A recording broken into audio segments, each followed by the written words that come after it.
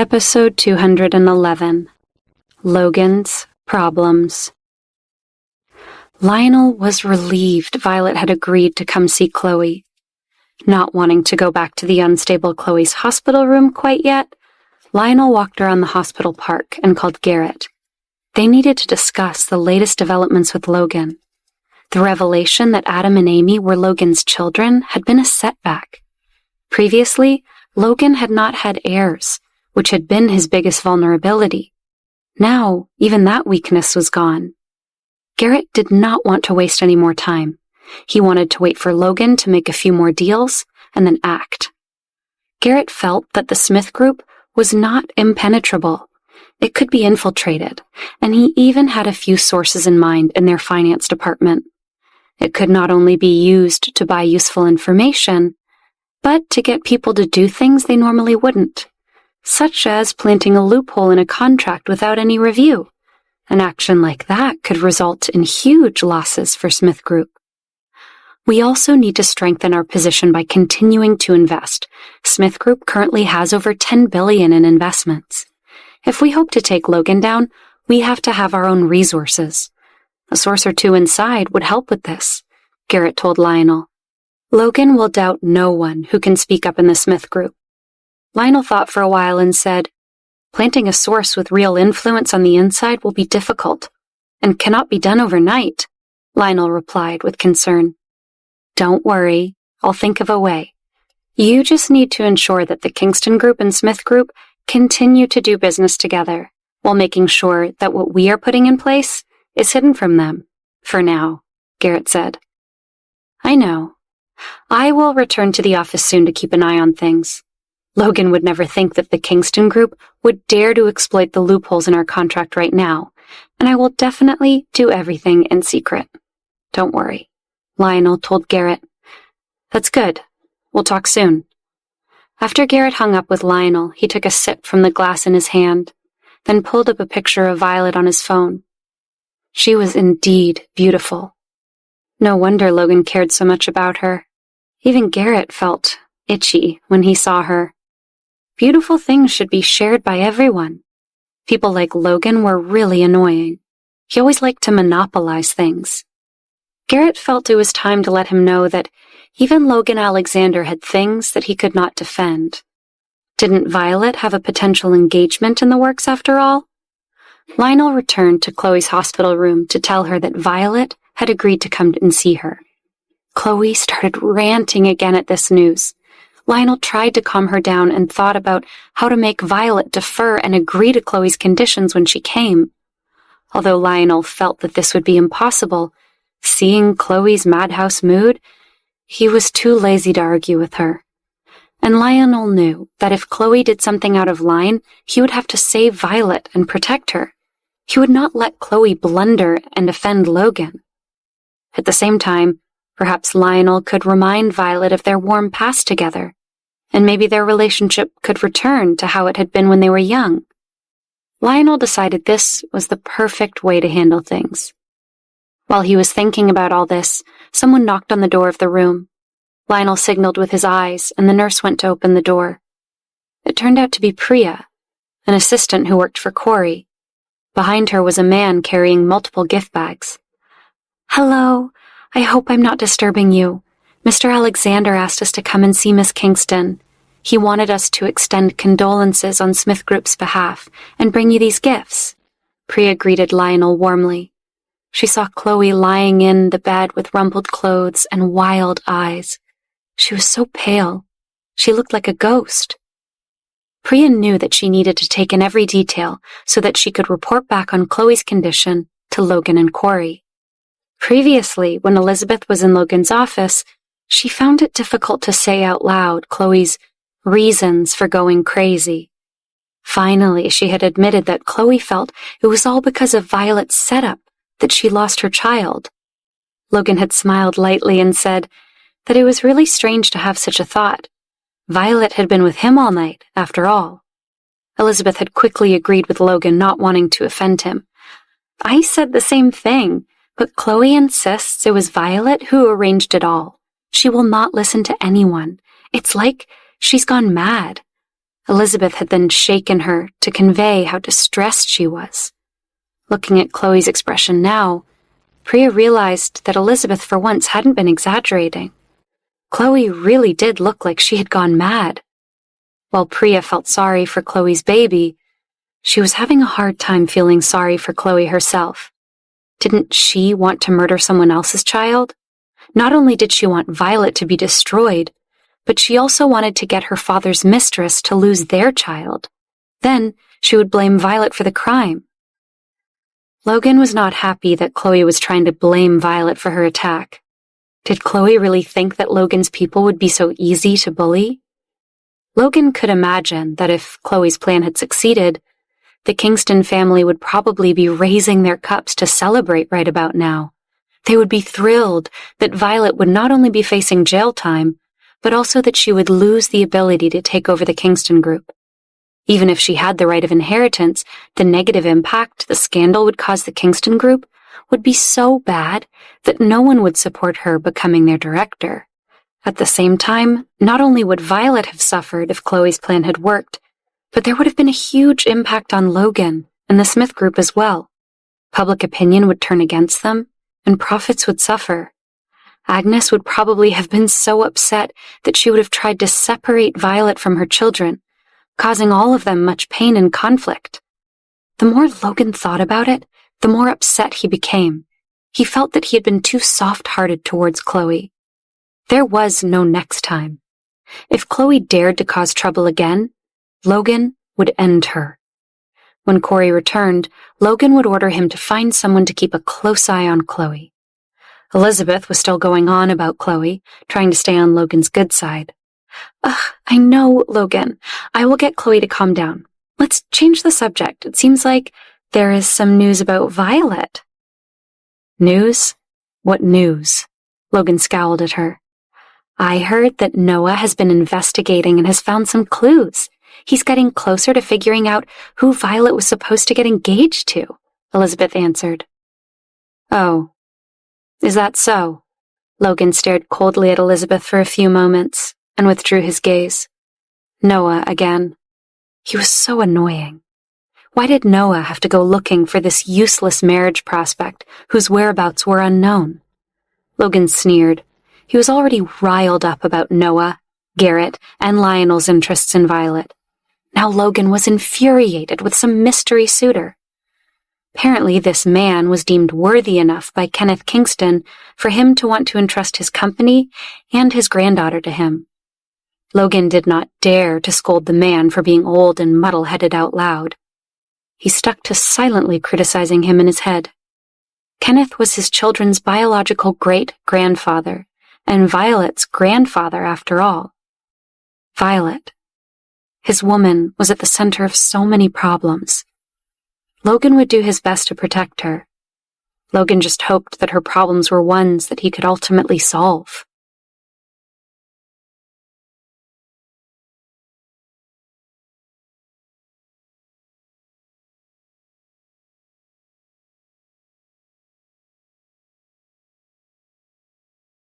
Episode 212. Let Daddy Help You. Logan didn't want to talk about Violet's mystery engagement with Elizabeth, or anyone else. Elizabeth hadn't wanted to talk about Chloe, so she was trying to change the subject to Noah's hunt for Violet's secret marriage prospect. Logan wasn't biting, though. Let's not talk about that, Logan told Elizabeth, with a cool smile. Violet's potential engagement plans seem unimportant at the moment, given that your sister is trying to blame Violet for her attack. I know Violet had nothing to do with Chloe's miscarriage, as I'm, in fact, her alibi. I can call the chief of police personally to make sure that the man that attacked Chloe is brought to justice. I can also put in a word with the district attorney to make sure he understands how personally important it is to me to get the truth. The investigators need for the man to give a false statement before he pleads guilty and is severely punished. Plus, of course, we need to make sure that he acted alone, and all offenders have been caught. Elizabeth waved her hands at Logan, looking slightly panicked. Really, Logan? There's no need for you to go to all that trouble. Mother will handle this. She has been busy making sure that terrible man is brought to justice. Mother hasn't even had time to visit Chloe. Logan, you are very busy with work.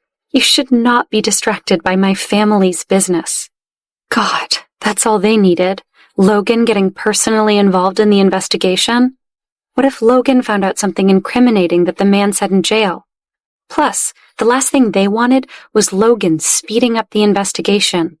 Miranda needed time to make arrangements to get rid of that man permanently before he talked. Elizabeth absolutely couldn't let Logan know about Chloe's original plan.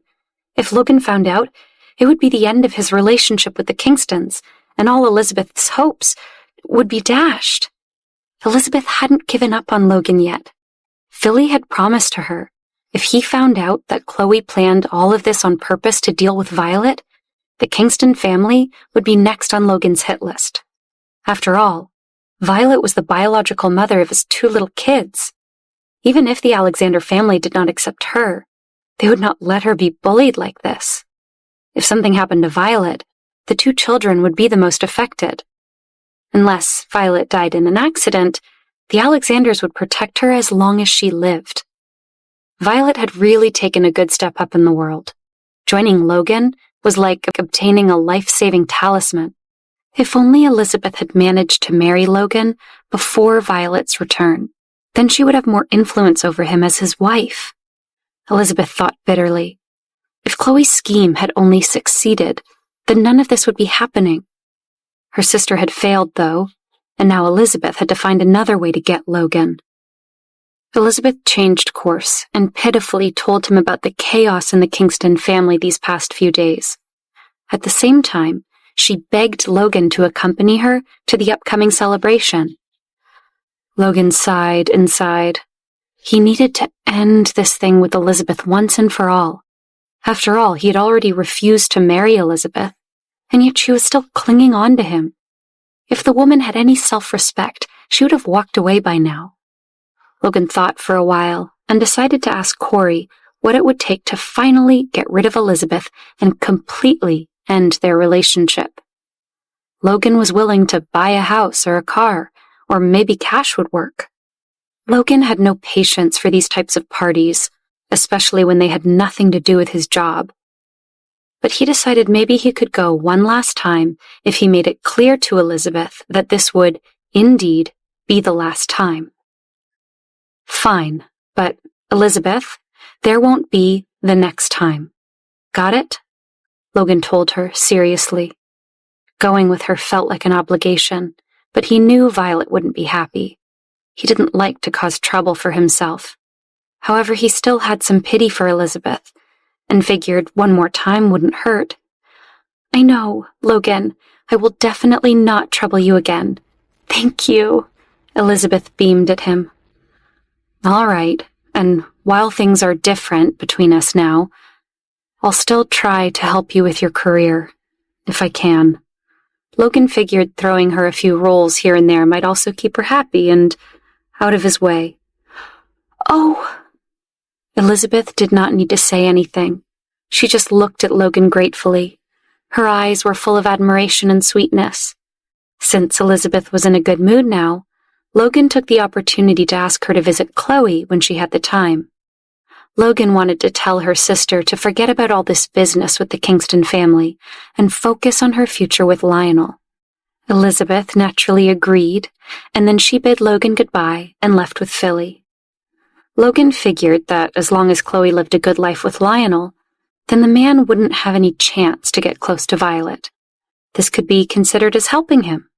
He did not care that Lionel was crooked. Recently, he had gotten too close to Garrett and Charles. According to Corey's digging, Lionel was the one who helped Charles with the mistress. But Logan felt that the matter wasn't as simple as it seemed. Lionel was not a good person. If Miranda found out he was helping Charles hide his affair, then there would be no place for him in the Kingston family. However, he still did it. This meant that Lionel had other motives. Logan knew it was definitely not as simple as ingratiation and flattery. So, what was Lionel's purpose? Lionel and the Kingston family were in a relationship. What was the relationship between them? Lionel had spent more time with that family than in his own home. Did he really betray Violet because he fell in love with Chloe? Or had Lionel had an ulterior motive? Miranda angrily rushed home from the hospital. Everyone around Miranda was trying to stay out of her way. Her secretary, her driver, the butler, they all could clearly see their boss was not in a good mood, and one wrong move could set her off. Not long after Miranda arrived home, her father, Max, anxiously came looking for her. He wanted to ask her what she was doing about the man who attacked Chloe. That man caused Chloe nothing but misery. If he wasn't in jail, he'd be in hell. Miranda was furious. The man had not only failed to catch Violet, but he had caused Chloe to suffer so much that she would rather die now.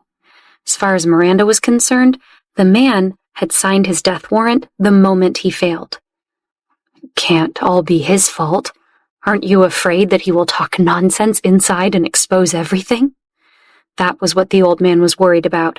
As for his granddaughter and the child she lost, he figured that was just Chloe's bad luck.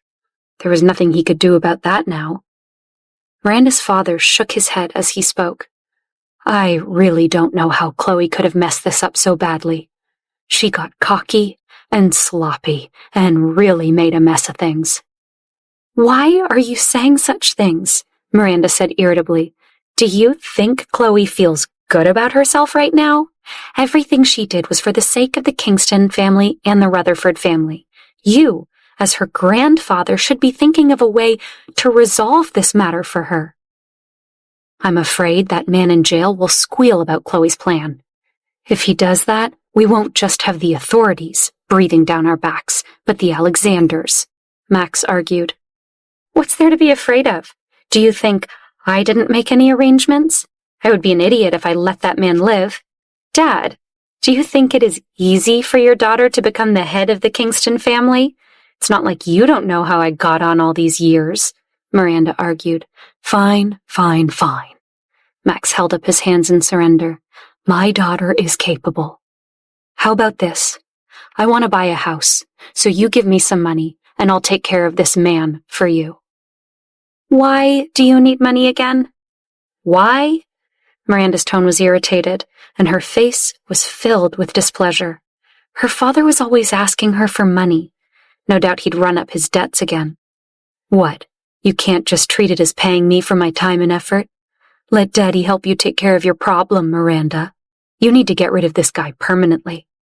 Right? Max asked her. You're willing to do it? Miranda smiled faintly. Perhaps a new house for Dad would be worth it after all.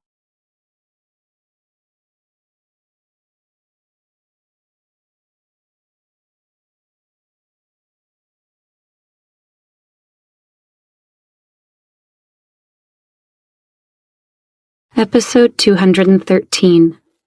Charles has had enough. Miranda eyed her father. He'd offered to get rid of the man who had attacked Chloe if Miranda helped him buy a house. She asked her father again, You would be willing to do this for me? Of course I'll help you. Isn't that what fathers are for? Max told his daughter with a broad smile. Miranda didn't think most fathers would help murder a man for their daughters.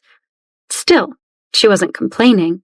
Her father was 70 years old and still had dyed yellow hair. He wore sunglasses and flashy clothing and drank and smoked too much. Although she did not like her father, his position as the head of the Rutherford family was important. Miranda took a wad of cash out of her purse and handed it to the old man, telling him to use it sparingly. I will think of a way to get you a house, Miranda told him. There are too many properties under the Kingston Group's name anyways. I will choose one for you. And Dad, don't tell anyone about this. My lips are sealed, Max said without looking up. He was too busy counting the money Miranda had just given him. Dad, pay attention. If this gets out, you won't need a house because you'll be living in a jail cell, Miranda told him in frustration. I've got this. Just hurry up and find a house for me. The sooner I can get away from your sister-in-law, the better. Max felt living with his son-in-law's family was like being in prison. Miranda agreed. It was indeed better to move out. It would save her father from quarreling all day long with Joyce and ruining Nora and Paige. Now that Chloe had made such a mess and Elizabeth was having no progress with Logan, Miranda felt she might need her two nieces to help her at some point. Just then, Miranda heard the door to her study open. She turned her head and saw that Charles had returned at some point and was taking off his jacket as he entered. The expression on Miranda's face was pure ice. Charles's eyes met hers, then landed on Max Rutherford's hand. Miranda quickly clenched her father's palm and let him put away the cash. She'd always been arrogant and bossy towards Charles. If she told him to go east, he did not dare go west. Therefore, she was not very afraid. She crossed her arms and looked coldly at him as he walked inside. He greeted Max. "Dad, you're here." Charles listlessly received him and sat on the sofa, eyeing the old man's hand. It seemed Miranda had given the old man money. Did he run up his debts again? Charles wondered. "Good thing Dad is here, since I don't know if you're coming home to your wife or leaving me for your lover." Miranda glared at Charles.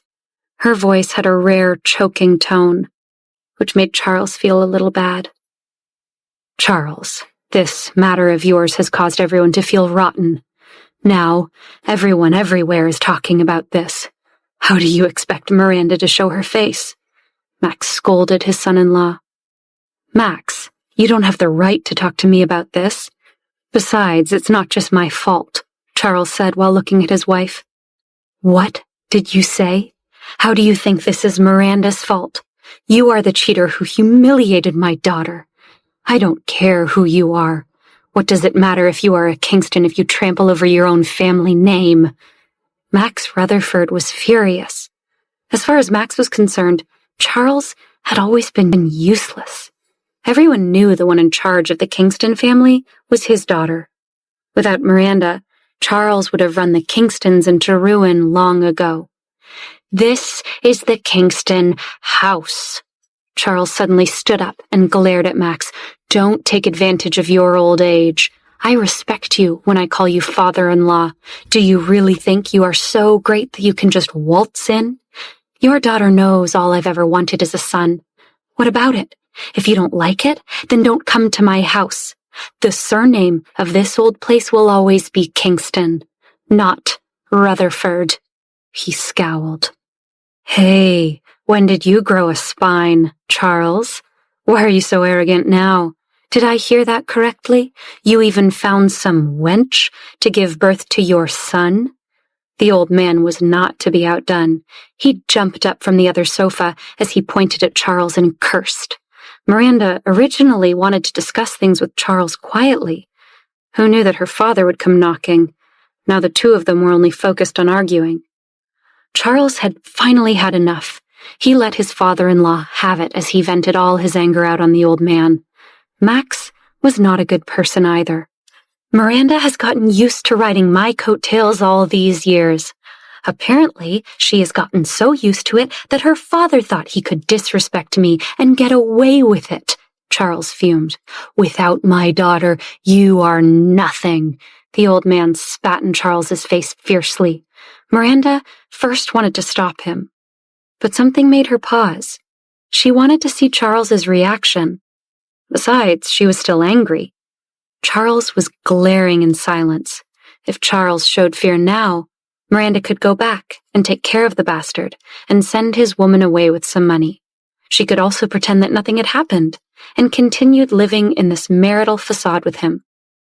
But Charles wasn't showing fear. He stood up straighter and said, "So be it. You said that Miranda is the one in charge of the Kingston family, right? Fine. I will post a for sale sign in the front yard of this place tomorrow. Then we'll see who is the one in charge." In fact, Charles didn't want to live in the old mansion anymore. He knew how his father had died here. He had been having nightmares for 4 years. From time to time, he would see the old man chasing after him in his dreams, asking him why he wanted to harm his son and granddaughter. He told Miranda about these dreams in exchange for her mockery and insults. She had laughed at how useless and indecisive he was. Miranda told him if it wasn't for her, Charles would have been trampled on for the rest of his life. Charles rarely raised his voice, but it didn't mean that he agreed with what Miranda said and did. After holding it in for a long time, he needed to release it. He had his sweet woman and their child to think about now.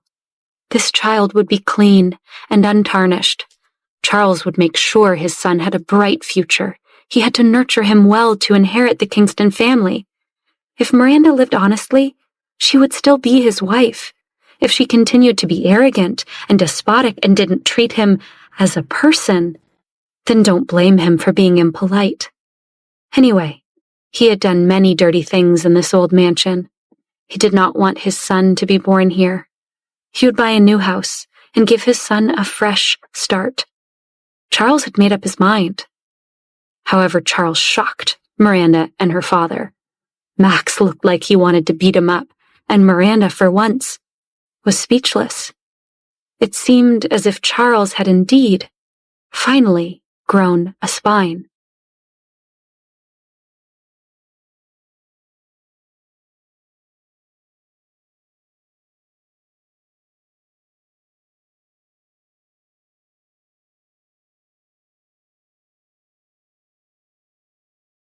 Episode 214. Fight.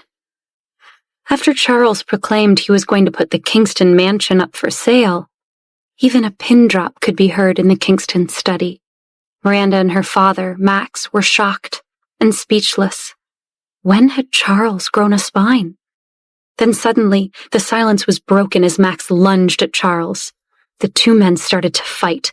The water glasses on the table were all swept to the ground as they crashed against it. Miranda was so angry that she did not have the will to try and stop the two of them from fighting. In an instant, the Kingston family mansion was the scene of a full-blown schoolyard brawl. Violet's grandfather would have been appalled to know that fists were flying in the Kingston mansion. Kenneth had been soft-spoken, and he never raised a hand to anyone in his life. But Charles and Max had never liked each other. Years of frustration and dislike came to the surface as they kicked and scratched one another.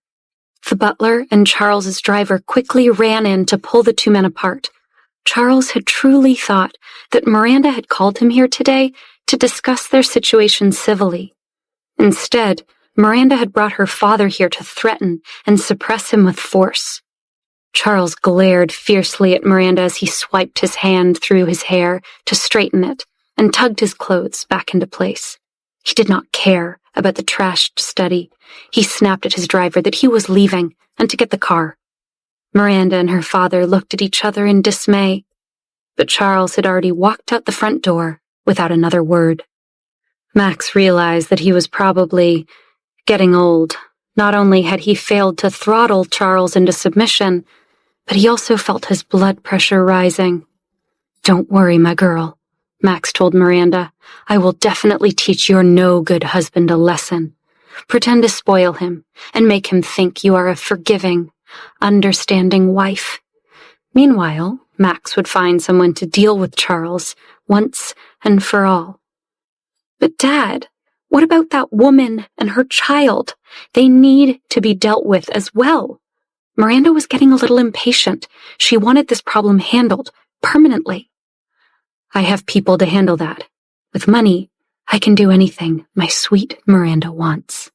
Max tried to pacify his agitated daughter. "You only know how to spend my money." Miranda was so angry. Her father and Charles had one thing in common. They were both unreliable. "You know what?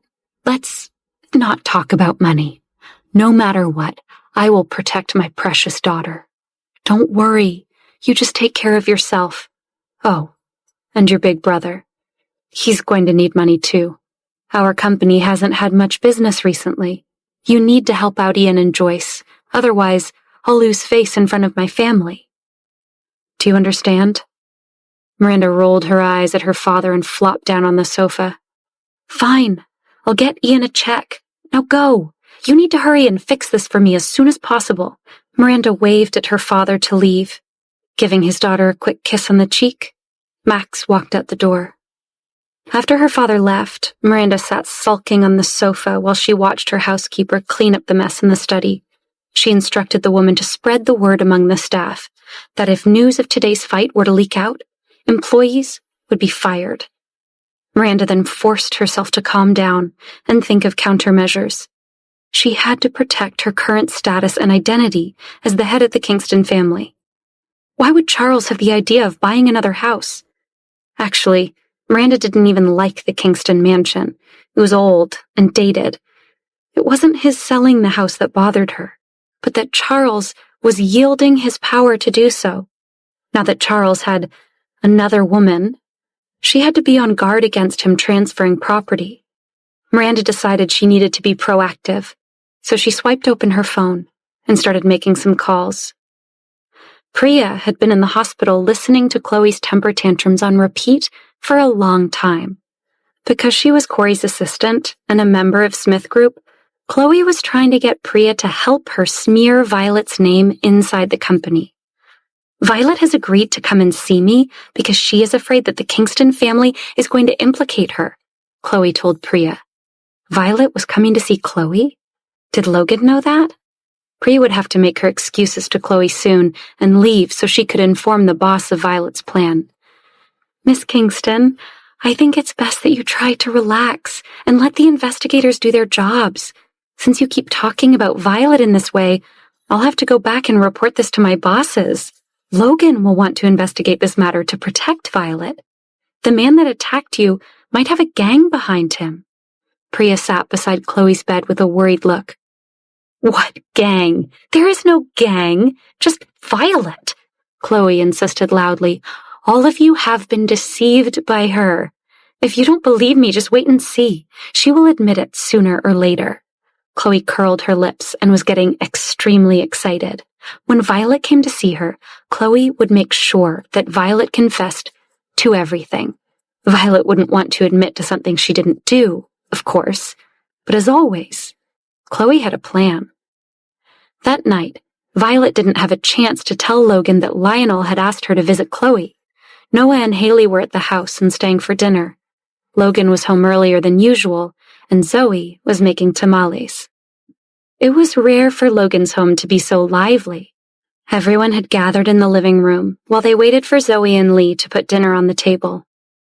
Haley was still a little dissatisfied with the Alexander family's attitude towards Violet and the children, but she had dropped it for now. Logan knew Haley disapproved of how he was handling the situation with his grandmother, but he didn't hold it against her. She was just being a loyal friend to Violet. And even with Haley's disapproval, Logan would still rather spend the evening with Haley than with Noah. Logan was irritated with the lawyer, again, because he was helping Violet find that damned engagement partner.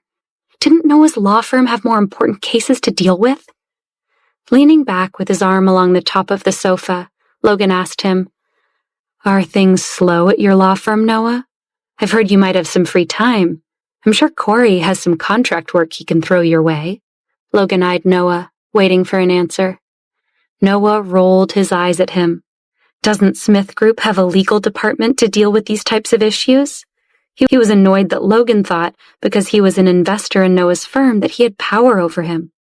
"We work together, Logan. I'm not your employee. Understand?" Before Logan could answer, Violet spoke up. "Noah already has too much work to do, Logan. What he should really be doing is taking some time off. Noah, you need to take a break and spend more time with Haley. I haven't seen you two go out together in ages." She was a bit worried about the relationship between her two best friends. Violet had decided it was time for some matchmaking.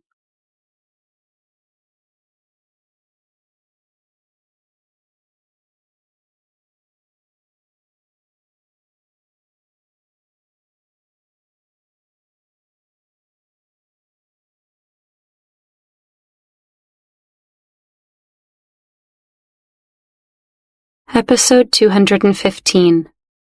Who does Logan like? "Violet, it's fine. Noah doesn't need to take me out. I know how busy he is." Haley was embarrassed at Violet's matchmaking. Wanting to save face, she turned to Noah. "It's okay. We'll hang out when you have time." Haley was afraid that Noah would reject her, but he just smiled and said nothing. To fill the awkward silence, Haley turned to Violet and said, "How about a girls' night, Violet? It's been ages since we've gone dancing together. Maybe before hitting a club we could get some drinks and tapas." Logan, who was sitting on the sofa next to Violet, frowned at Haley's suggestion. Moving his arm off the back of the sofa, he placed it possessively around Violet's shoulders, pulling her into his side. Violet is also very busy. She has no time for drinking and dancing. Violet has no need to go clubbing. As Logan pulled Violet to him, his familiar smell overwhelmed her. Violet had grown accustomed to his masculine scent as they now shared a bed. Being this close to him never failed to invoke a sense of security in Violet. Knowing they had an audience, Violet blushed in front of Noah and Haley. Watching them together, neither of her friends said anything, but both of them were thinking the same thing. It was obvious that Logan and Violet's relationship had grown deeper. This was no longer just about a contract, but two people who enjoyed each other's company. They did not know how long their fates would be entangled. Whether they liked each other or not, Haley was still annoyed about this latest sign of Logan's controlling ways. "Why can't Violet go out? She's a grown woman. She doesn't need anyone's permission. Seems like the decision should be Violet's," Haley said with a pointed look in Logan's direction. Logan, though, wasn't budging. The last thing he needed was for Violet to be pursued by even more men. He only had so many hours in the day to fight them off. So Logan told Haley, "Violet is needed here, with me. She has no interest in going out. Right, Violet?" Logan lowered his head and looked at her, his eyes daring Violet to disagree. Looking into Logan's eyes, Violet could almost hear the man threatening punishments and lectures if she challenged him. She knew it was pointless to argue with the man. She decided on the path of least resistance, which was nodding her head in agreement. "Yes, Haley, I'm very busy." Violet pursed her lips, then smiled and winked at Haley when the men looked away. Violet had pointedly only agreed with Logan that she was very busy, not that she wouldn't go out with Haley. She was starting to learn that with Logan, it was better to ask for forgiveness than permission. Did Logan really think that Violet would never go out with her girlfriends again because they were together? She knew it would only be a big deal if he discovered it. Since Violet didn't mind Logan's punishments, she knew the only real repercussion, if she was caught, would be a lecture. But Violet thought she was also getting better at pretending to listen to him. Haley winked back to show that she understood. After dinner, Noah and Logan retreated to Logan's study to discuss Noah's latest efforts to regain Violet's shares of the Kingston group. Noah had also heard about the events at the press conference. While he didn't like hearing about this latest threat to Violet, no one knew his friend was well protected now. Logan told Noah he was handling the situation with Chloe, and Noah was grateful. Their conversation took a bit more of a heated turn when the subject of the children came up. Noah wasn't happy about the twins' living situation, and he let Logan know it. "Noah, I know you have your concerns, but this is how things have to be for the time being, and the situation with my grandmother is a delicate one," Logan told him. "And it's not like Agnes kidnapped them. No one is forbidding Violet from seeing Adam and Amy." "But this is unfair to Violet. She is their mother, not Agnes," Noah said, frowning at Logan. Although Violet had always been busy with work, what working mother wasn't? No one knew Violet cherished her evenings and weekends with her kids and didn't like that they were separated so much. "You know the circumstances of the children's birth, Noah. No one asked to be placed in this situation. But now that we are, I'm just trying to make this work. The Alexander family won't treat the children unfairly. And with my protection, their lives are much more secure than ever," Logan told him. Noah nodded. Indeed, if Violet and Logan had both not been tricked and drugged, the two of them would never have been together, and the children would never have been born. Logan continued, Although the fact that I'm the father of the children is already an unexpected gift, it doesn't mean that Violet now has feelings for me. I can't force a relationship on her. Although Logan felt that he and Violet were good together, he still wasn't sure of her feelings towards him. Noah was watching Logan carefully. He had to admit that Logan did not seem his usual arrogant, confident self. Could it be that it was Logan who wanted Violet, but he was unsure if she wanted him back? As Violet's found family, Noah decided to test the waters. Then what if you and Violet have your own partners down the line? What will the children do then? He asked him. Logan sat in silence a long moment before replying. No matter what, Grandmother has already announced that the twins have inheritance rights. This means that she has attached a lot of importance to them. What about your future wife? Will she and her family accept them? Noah asked. This has nothing to do with some hypothetical wife. Logan scowled at Noah. Why was Noah asking him this? Logan couldn't even imagine another woman in his life right now. He only wanted Violet. Does this mean that you are tacitly admitting that you have another woman in mind for the future? One you, perhaps, are already in a relationship with? If so, then I advise you to get on with it before the contract expires. You are only contracted lovers, not real lovers. Noah was trying to back him into a corner, and it was working. Logan was willing to admit defeat. What do you mean? Logan asked him, very dissatisfied. I will help Violet find her grandfather's marriage prospect. Whether she likes him or not, after I find him, is up to her. But you cannot stop me from fulfilling this obligation, Noah told him. Violet is mine. Logan thought that the contract was still in the desk drawer. He had the childish desire to wave it in Noah's face. But Violet will not be yours, sooner or later, unless things change. Noah did not give in all at once. He was no longer intimidated by Logan. The more he was around him, the more Noah felt comfortable challenging him. And Noah had to admit that when he could get under Logan's skin, as he was doing now, it was highly entertaining to watch the man's rage simmer. Fine. You have the legal right to find this mystery man. I am spending money to find someone to fight against me. Right? Logan sneered and gritted his teeth. As an executive, you have to be good at listening to the different opinions of your subordinates. As a friend, you have to tolerate your own dissatisfaction. As a man, you also have to face what? Logan was about to explode. Reality. The person you like has the right to accept other people's pursuits, Noah completed. No. Logan stood up and thought that it was wrong. What right do you have to say that I like her? I didn't say who you like. Noah had an innocent look on his face. You said it. Did I say it? Noah recalled what he had just said and repeated it again. He narrowed his eyes and smiled. Did I say who you like? No. Logan's momentum was like a freight train. He flopped back down in his chair and huffed angrily. Noah, I can't stop you, but if you insist on finding this marriage prospect for Violet, then you are going against me.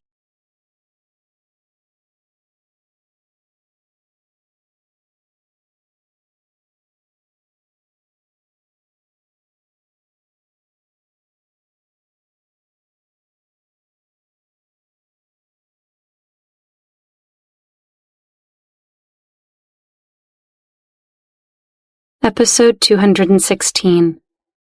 Independence. Whether you like it or not, Logan, sooner or later, Violet's marriage prospect will be found. If not by me, then by someone else.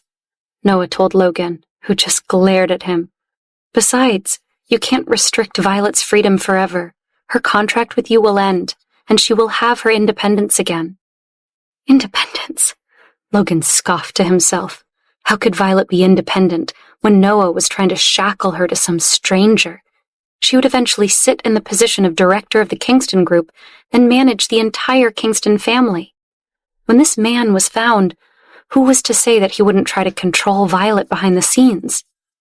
Logan didn't like the thought of Violet being taken advantage of, and he definitely didn't like the thought of her with another man. But everyone knows she works for me. Everyone in Los Angeles knows about our relationship. Do you think her engagement partner hasn't heard about us? How is this man going to feel when he's found? Logan didn't believe that this man wouldn't mind.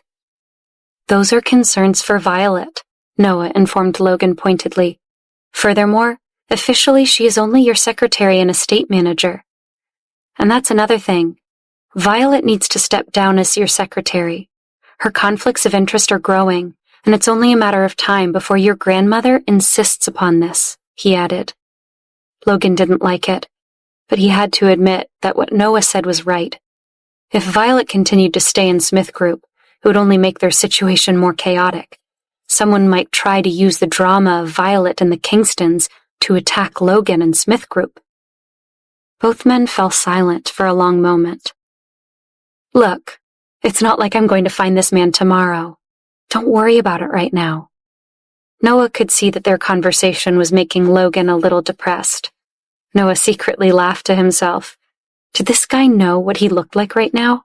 He was like a child whose beloved toy had been snatched away. No one knew Logan liked Violet, whether he would admit it out loud or not. This was the first time Logan had cared about a woman, and he would naturally find it hard to let her go. Given their history and shared children, it might be near impossible for him. If it wasn't for the Alexander family and his grandmother's displeasure, Logan would likely never let go of Violet. Noah had no doubt that Logan would want to control Violet for the rest of his life if given the chance. He wouldn't let anyone else get too close to her. Logan's eyes darkened. Yes, thinking about it made sense. Noah had indeed not found Violet's marriage partner. Perhaps he never would. And Violet also had to agree to marry the man. It was ultimately her decision, after all. When they came out of the study, Violet and Haley were talking about going to Jay Fannon's studio later in the week. Haley, as Garrett's right-hand woman, of course, knew Fannon. Haley had offered to be there to help ease Jay and Violet into their new working relationship. I'll be there to greet Jay.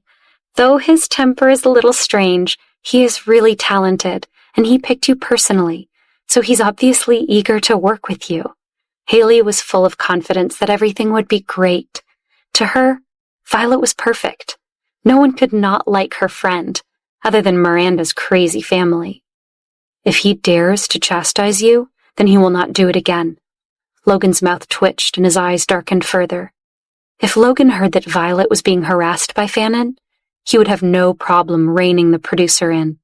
He would enjoy it, actually, as the music producer was the one who got Violet into this mess with Laurie Group in the first place. Logan also informed Violet, in no uncertain terms, that he did not want to hear her mention Jay Fannon or Garrett's names every day when she returned home. He would not accept that. Logan's desire to monopolize Violet was simply explosive. But at least with him she was now safe, secure, and protected. Finally, there was no need to be afraid every day. Haley and Noah decided not to argue with Logan for the time being. After all, the contract was only 1 year, and it's not like Violet would be at Laurie Group every day. She only needed to be there when she was rehearsing and recording. Violet's singing should not affect Logan very much. Although Violet would no longer be his secretary, Logan would most likely still need her to accompany him to social engagements. Violet would still be in charge of his home, and then, of course, there were their children. Violet would still be spending a lot of time with Logan. She would be working hard, but it was worth it. Violet did not regret her relationship with him. Changing the subject, Violet turned to Logan and asked, "When can I go and visit Grandfather?" Ever since Violet had returned to Los Angeles, the Kingston family had been blocking Violet from visiting Kenneth's grave to pay her respects. Now, however, the Kingston family had suffered a heavy blow. They were too distracted with their own problems and scandals to worry about Violet visiting Kenneth. They probably wouldn't even notice. "Noah and I will accompany you to the cemetery," Haley told her. But before Violet could thank them, Logan interrupted. I will go and see your grandfather with you, Logan informed Violet without batting an eye. When he saw Noah and Haley looking at him with interest, he coughed and covered his mouth with his fist. He's my children's great-grandfather, after all, Logan added. Which was true, but not the reason he wanted to go. Oh, that's true, Noah nodded, but with a knowing smile. Logan scowled at him. After paying respects to your grandfather, you should stroll around. It's been a long time since you went out to relax, Haley suggested to Violet. That's a good idea. When the time comes, I'll bring my babies along. Violet was a little excited. Their godfather and godmother must go with us as well. Well, they have a daddy to go with them now. Adam and Amy must be going crazy from happiness. Haley watched the stony-faced Logan as she said this with a smile. Only then did Logan's expression relax a little, and he snorted. For the sake of the two children, Haley decided she needed to get along with their father.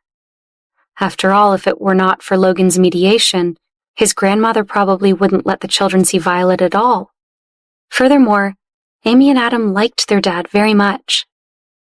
After Noah and Haley left, Logan waited for Violet to take the initiative to mention that she was going to the hospital to visit Chloe.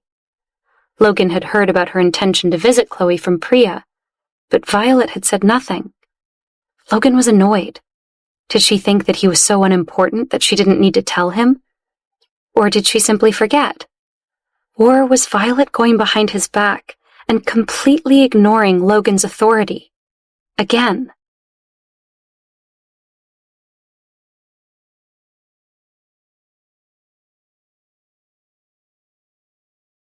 Episode 217. Voodoo Magic.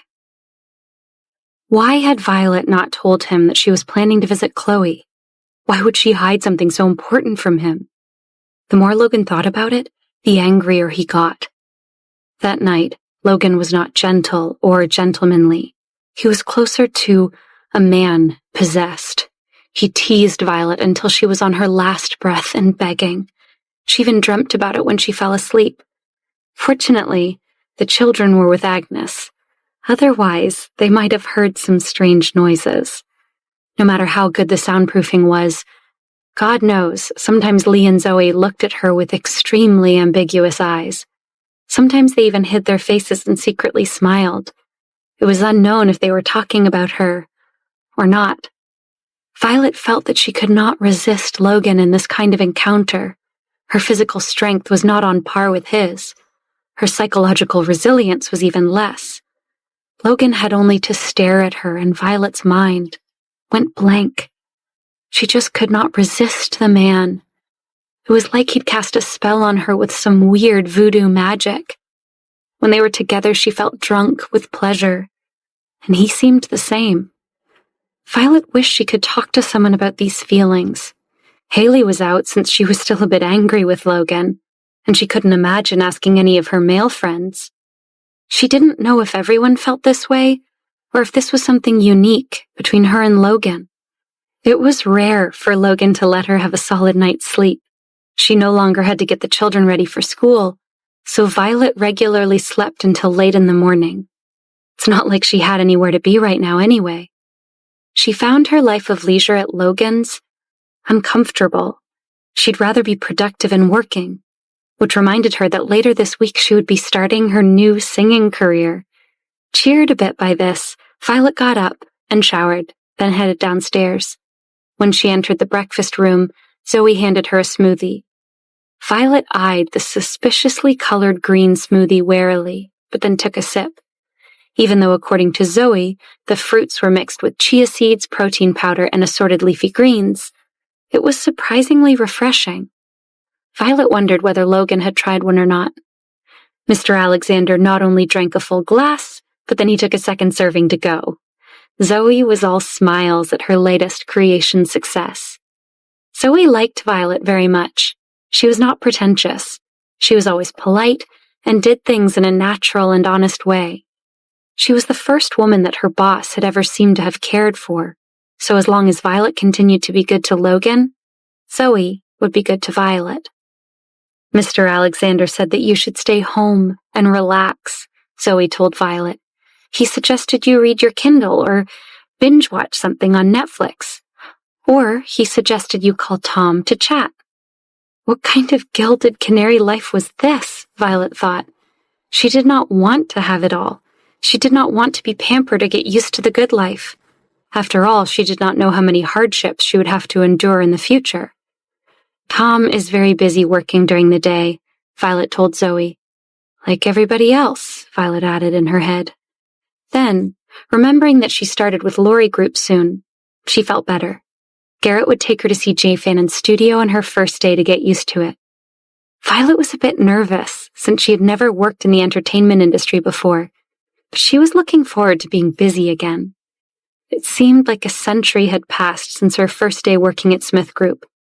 When Violet thought back on those first weeks working for Logan, she remembered the Bible of instructions Corey had given her. She could not help but recall all the times she'd quarreled with Logan back then. She covered her mouth and laughed. Thinking back on that time, Violet also thought of Adam and Amy's first interactions with Logan. The natural affinity between a father and his child, she now saw had been working from the very beginning. At that time, it seemed that Logan was so good to her children for no reason. Now it made sense. Violet stood up and went to the small study. After rummaging around for a minute, she found what she was looking for. Smiling, she opened Corey's Logan Bible. She read the sentence, "The secretary must report everything she does in detail to the CEO. Independent thought is not encouraged or required." How overbearing, Violet thought. What had Corey been thinking when he wrote this? He must have complained a lot, Violet laughed. She was not Logan's secretary anymore. So did she have the freedom to think independently again? She must ask Corey about the birth of this kissing the CEO's ass secret book. Was it Corey's idea or Logan's idea? It was so narcissistic. After lunch, Violet went to call Henry. Adam and Amy had been at the old residence for the past 2 days. Violet wanted to go with Henry to pick them up from school. They could ride back to the old residence together. Violet wouldn't try to go in, she just wanted to see her kids for a bit. But as she was about to call Henry, Chloe entered her mind. Violet had promised Lionel she would visit, and she imagined Chloe asking why she was not there yet. Violet looked at the time and it was just past noon. Violet didn't think that Chloe really wanted to see her. Her cousin hated her to the core after all. But the woman obviously wanted to talk. Violet sighed and decided it was best to get this visit over with before starting her new job at Lori Group. She changed into a modest sweater set and stepped into a pair of leather ankle booties. Violet was slender and petite, and the low heel of the bootie made her legs look longer without sacrificing comfort. She brushed her hair while thinking she hadn't cut it in some time. As it had grown longer, more of the natural curl in her blue-black hair had become apparent. Her skin was a creamy white. Violet felt she was too pale, but still applied sunscreen as always. She skipped putting on any makeup, just a swipe of lip gloss and she was ready to go. Watching Violet get into her car to leave through the window, Lee said to Zoe, "It really doesn't look like she gave birth to 2 babies. It's unnatural to be that beautiful with no effort." Lee turned around and added, "She took the car by herself. Should we tell Mr. Alexander? Will it be safe for her to go to the hospital alone?" She said she'd called Mike and that he was going to meet her at the hospital entrance, Zoe reminded Lee. As was her habit, Violet had told Lee and Zoe where she was going and with whom. "Still doesn't seem right," Lee said, shaking her head. "It's none of our business." Zoe did not think that this woman called Chloe was worthy of Violet's time, but that was Miss Kingston's decision. From Mr. Alexander's attitude, Zoe sensed that Chloe and her family had offended him quite badly. The Kingston family is embroiled in scandal. You've seen it in the news. This is not proper at all. Lee curled her lips in dissatisfaction. But Violet is definitely not that kind of person. She rarely has any contact with her family. With Mike following her, she'll be fine. Zoe tried to persuade Lee. "I'm still worried," Lee told her. Zoe rolled her eyes, but before she could respond, the house phone rang. Lee quickly ran over to pick it up. Hello, Mr. Alexander. What a coincidence. I was just going to call you.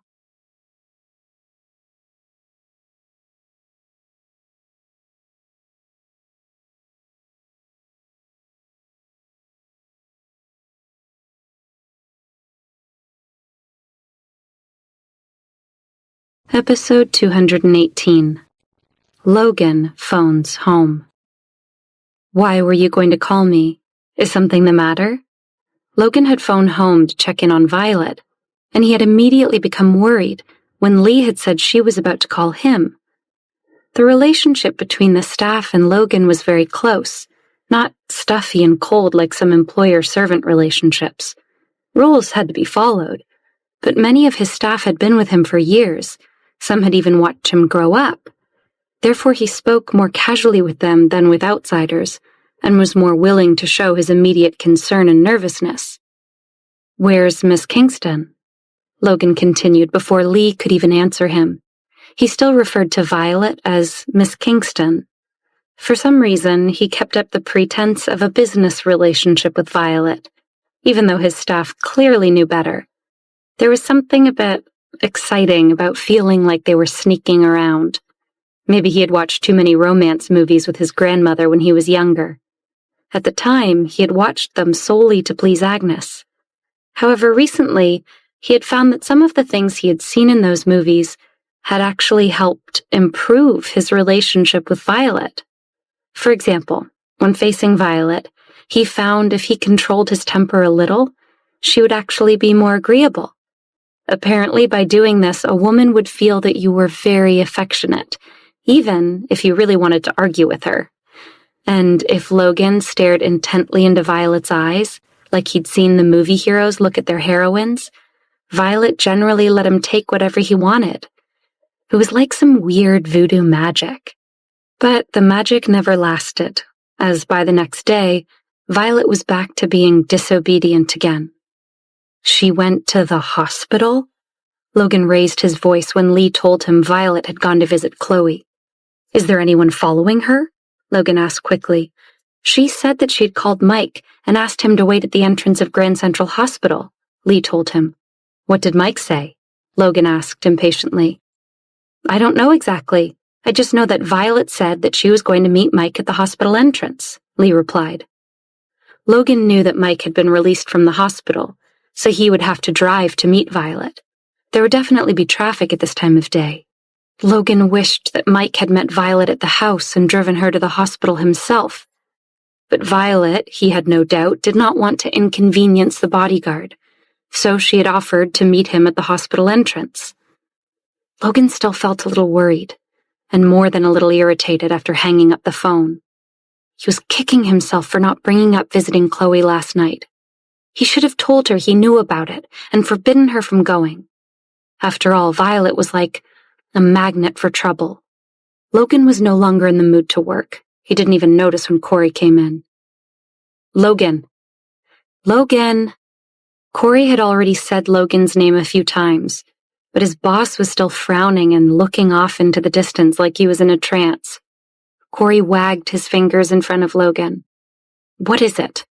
Logan came back to his senses and waved his hand away. Stop doing that. I didn't hear you. Didn't you agree with that motion proposed by the board of directors last week? The old guard was insisting on working with the gardeners despite your opposition. You know that I also have always wanted to build a good relationship with the Lori group. I don't understand. Forget it. Don't say any more. I understand. Logan interrupted him. He knew this was nothing more than the old fogies on the board spouting off in front of his grandmother, saying that Logan had brought his personal feelings into his work. Only Logan himself knew the questionable ambition of the Gardner family. Garrett and his grandmother hide their true colors well, so many people think that they are the best partners, Logan said testily. Corey said nothing. Garrett did indeed seem very flexible and good to work with. He was better at building relationships with people than Logan. Yet, Corey also knew that it was not that Logan didn't understand these things. He just didn't care. Logan did not even bother to look at people he did not like, let alone chit-chat with them. It was true that Logan had brought his personal feelings into work, But with Logan's current position, Corey didn't think it was a big deal. The company's operations would not be affected. It was just that those old goats had ulterior motives. From the moment Logan took over Smith Group until now, it had seemed calm on the surface. But in fact, undercurrents were surging. Many people supported Logan. Basically, the younger and capable external employees were all behind him. However, the old board president and his subordinates had a different management style that changed when Logan took over. Changes Logan implemented had clearly affected the interests of a large number of people, and some still weren't willing to accept the changes. Recent events in the Kingston family had not helped to convince anyone, as they inevitably involved Logan. Therefore, there were many voices in the company from top to bottom questioning Logan's leadership. Smith Group was a family business, and Logan's single status had also been a sticking point for many. Now that it had been revealed that Logan had 2 children, the question of successors should no longer have been an issue. Unfortunately, Logan's detractors still continued to look for loopholes in the family. However, this kind of internal discord was very difficult to deal with. There could not be only one voice in a company from top to bottom. Logan knew that it was impossible for everyone to trust him. As long as Logan did not do anything to negatively impact the company, he could ward off his detractors. At the moment, Logan didn't think there was enough reason to chase them out of the company. It seems that someone on the outside could be bribing employees. Many departments have people who are secretly stirring up trouble and causing chaos, Corey told Logan. I've already sent people to keep an eye on known offenders, but I still don't know how many company secrets could have already been leaked. Don't let Agnes know about any of this, Logan ordered. If grandmother knew, she would blame Violet's presence in Logan's life. Logan didn't want Violet to take the blame for this. These people were only targeting him. Logan would always protect his own. This was not Violet's and their children's battle, but his. Thinking of Adam and Amy, Logan felt an endless amount of energy in his body. He planned to return to the old residence tonight to visit them. You can do whatever you feel is best about the Gardner situation. If they insist on pulling out of our partnership, we don't have to stop them. We will move out of the few major businesses that we had previously handled and transfer that portion of the funds. Listen to me and register this. All right? Logan watched his assistant, making sure he understood. Corey felt uneasy and asked, "Do we really have to do this?"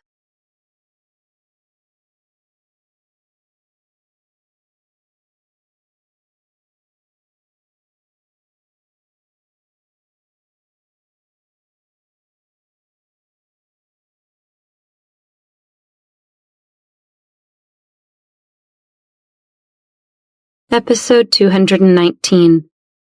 She came out of nowhere. Logan didn't care what Corey did about the Gardners. Garrett was obviously stirring up trouble internally at Smith Group. Everyone thought the Gardners were great business partners. Everyone but Logan, that is. Corey was afraid that Smith Group wouldn't be able to bear the blow if their cooperation with the Gardners failed. Only by putting him to death can he survive? Logan smiled coldly. This idea had occurred to him only very recently. Logan had his own company that truly belonged to him. A business empire, actually. He did not have to just rely on the Smith Group, which would always be under the control of others. Logan knew Garrett had planted spies in the company. Things seemed fine on the surface, but underneath there were those who questioned Logan's leadership. As for his grandmother's expectations, he was confident he would not let her down. Logan would not disappoint her, but he still had to open her eyes to reality. He stubbornly believed that the Gardner family must be hiding their true colors. Garrett had ulterior motives for cooperating with the Alexander family, but Logan hadn't figured out what they were yet. Garrett wouldn't give himself away so easily. If I don't teach them a lesson, I'm not the leader the Smith Group has been relying on all these years, Logan told Corey. Then glancing at his watch, Logan frowned. Violet had likely arrived at the hospital by now. He was worried she wouldn't connect with Mike. Logan stood and grabbed his suit jacket off the coat rack. "You're leaving?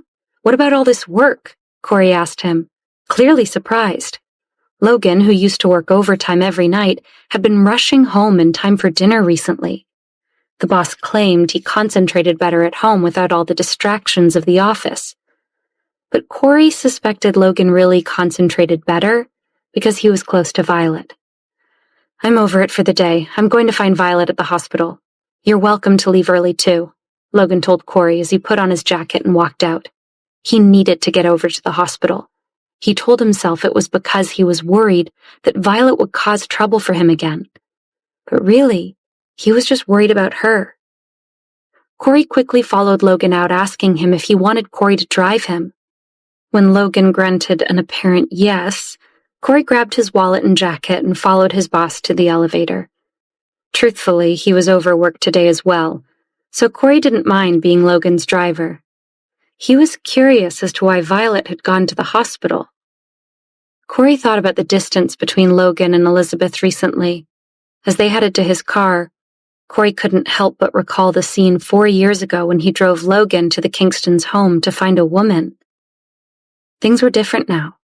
In the 4 years since that day, there had been no progress between Logan and Elizabeth. Corey knew now that it was because Logan had found the wrong woman when he'd gone looking. The Kingston family had spent all their efforts in vain. In the end, the truth would always prevail. Corey suspected that as soon as Logan saw Elizabeth, he must have known something was wrong. Deep down, he must have suspected that Elizabeth wasn't the woman from that night.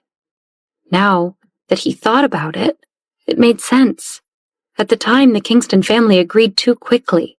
Once Logan had identified himself, the Kingstons pulled Elizabeth out as if they were afraid that this rare opportunity would run away. There was no outrage or accusations. Elizabeth's behavior hadn't seemed like she had just been insulted by a man the day before. Instead, she shyly accepted Logan, no questions asked. From then on, she called herself Logan's girlfriend, even though Logan had never admitted it in public. Thinking back on Elizabeth's acting skills, it was true that she was not very good, but she could not hide how she made Logan feel. She hadn't invoked the passion in him that the woman from that night had. Maybe he hung on for 4 years because he was hoping something would change. Now that Corey thought about it, the reason the boss liked Violet was because she was the woman from that night. Even though he did not know this when he hired her, he must have felt that spark of connection from the beginning. The two of them entered the elevator. Corey was smiling. Logan looked at him coldly. "What are you smiling about?" "I was just remembering that day 4 years ago, the day I went to the Kingston's house with you," Corey answered. "Oh," Logan said coldly, his expression growing worse. He had been deceived that day. Although there was no evidence to prove that the Kingston family had lied to him, he would eventually get to the truth. Logan did not like Elizabeth, but he would not push the blame onto her. Logan didn't think she was the one who had made the decision to deceive him. "Do you remember we accidentally bumped someone with the car that day?" Corey asked him. "Luckily, she took our money and we could leave, but there was a lot of swearing." "Swearing?" Logan looked at Corey over the hood of the car before sliding in. "Yeah, the girl we bumped was cussing about rich people being no good. I got cussed out for you." "I'll have to remember, I never called in that favor," Corey told him with a grin. "Don't forget that you're doing what I need you to do is part of your job." "Anyway, it's been 4 years. Why bring it up now?" Logan asked him. Logan was only half listening to Corey. It occurred to him that on the same day 4 years ago, Violet had escaped from the Kingstons. At the same time, the Kingston family only told the public that Violet running off with a man had upset her grandfather to death, and she had subsequently been expelled from the family. Logan realized now, with satisfaction, that there had been no elopement. Violet had only ever been with one man, and it was him. Violet had not been kicked out of the family. She had escaped. What had happened in the Kingston family that day? What kind of situation had Violet found herself in that she believed her only choice had been to run? Logan wished that he could time travel to that day and see the truth with his own eyes. However, when he recalled that Violet had belonged to only him from the beginning to the end, Logan felt bolstered and smiled inwardly. Logan realized that while he'd been thinking, Corey had still been talking about the accident. The girl was quite pretty. I didn't get a closer look at her at the time. She was crying and calling me Grandpa. Or maybe she was calling for her grandpa? I'm not sure. Corey shrugged. Anyway, we barely bumped her, but we obviously scared her, and I felt bad about that. Corey shook his head. You did give her the money, didn't you? Logan asked, a sudden unease building in him. Grandpa? Corey nodded his head. I did. Crying women scare me. Boss, you were in a hurry to get to the Kingston, so I gave the money, apologized, and we left. Where were we when we hit her? Logan asked. He hoped that it was not where he thought. We were on Doney Street, near the Kingston family home, Corey replied. It was dark. I feel bad, but it really wasn't my fault. She came out of nowhere. Luckily, I was driving carefully and was able to stop in time. Logan felt the hairs on the back of his neck stand up. Corey didn't know it, but that young woman had been scared, panicked, and grieving at the time. She hadn't known if she would be able to escape from her family. She did not have the time to stop and look for cars on the road or watch where she was going. Logan knew all this because he was now certain that the woman they had hit that night was Violet.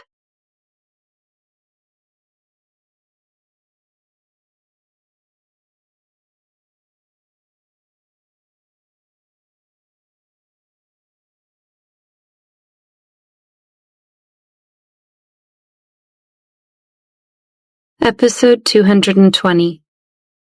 Something is wrong. The more Logan thought about it, the more he felt certain that it had been Violet that he and Corey had bumped on the road that night 4 years ago. He had decided to secretly test Violet after he found her. He didn't want to say anything until he had her confirmation. This could not be a coincidence. The freeways were gridlocked since it was rush hour. Even though Corey was trying, their progress was still painfully slow. When they finally arrived at the hospital, the sky was already dark. As they pulled into the hospital parking lot, they could still clearly see that there was a large crowd of people gathered around. There were about 100 people standing in a half circle, with more pouring out of the hospital to join them. Several hospital security guards were trying in vain to get the crowd to back up and disperse. The people were all looking and pointing up. They seemed to be watching something up on the side of the hospital building. What's going on over there? Something is wrong. Hang on, I'll go check it out. Corey got out to see what all the commotion was about, while Logan waited in the car and tried calling Violet's cell again. As Corey got closer, he was shocked to see a woman with her body half hanging off the balcony of the 8th floor of the building. She was yelling and screaming, threatening to jump. Her shrieking was so loud that it almost pierced Corey's eardrums. Some people were holding up their phones to film the woman, while the more humane onlookers were trying to call 911. Corey could see that the winding road into the hospital was now at a standstill. People were stopping and getting out of their cars to watch. The sound of sirens could be heard growing louder as emergency vehicles rushed to the scene. Corey shook his head. He could never understand why someone would want to commit suicide. Did this woman have no one in her life to turn to? Were things ever really that hopeless? He wondered if the woman was a visitor or a patient. Could it be that the woman had been diagnosed with a terminal illness? Corey elbowed his way towards the front of the crowd to get a better look. He was tall and stood shoulders above most of the onlookers. As he got closer, the hospital's lights better illuminated the woman. Corey held up his hand to shield his eyes from the glare to get a better look, and his heart stopped. It was Chloe Kingston. Corey was shocked.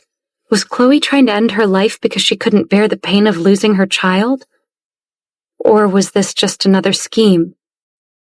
Corey felt bad for doubting her, but given this woman's track record, He knew that unfortunately Chloe was heartless enough to use her own miscarriage to her advantage.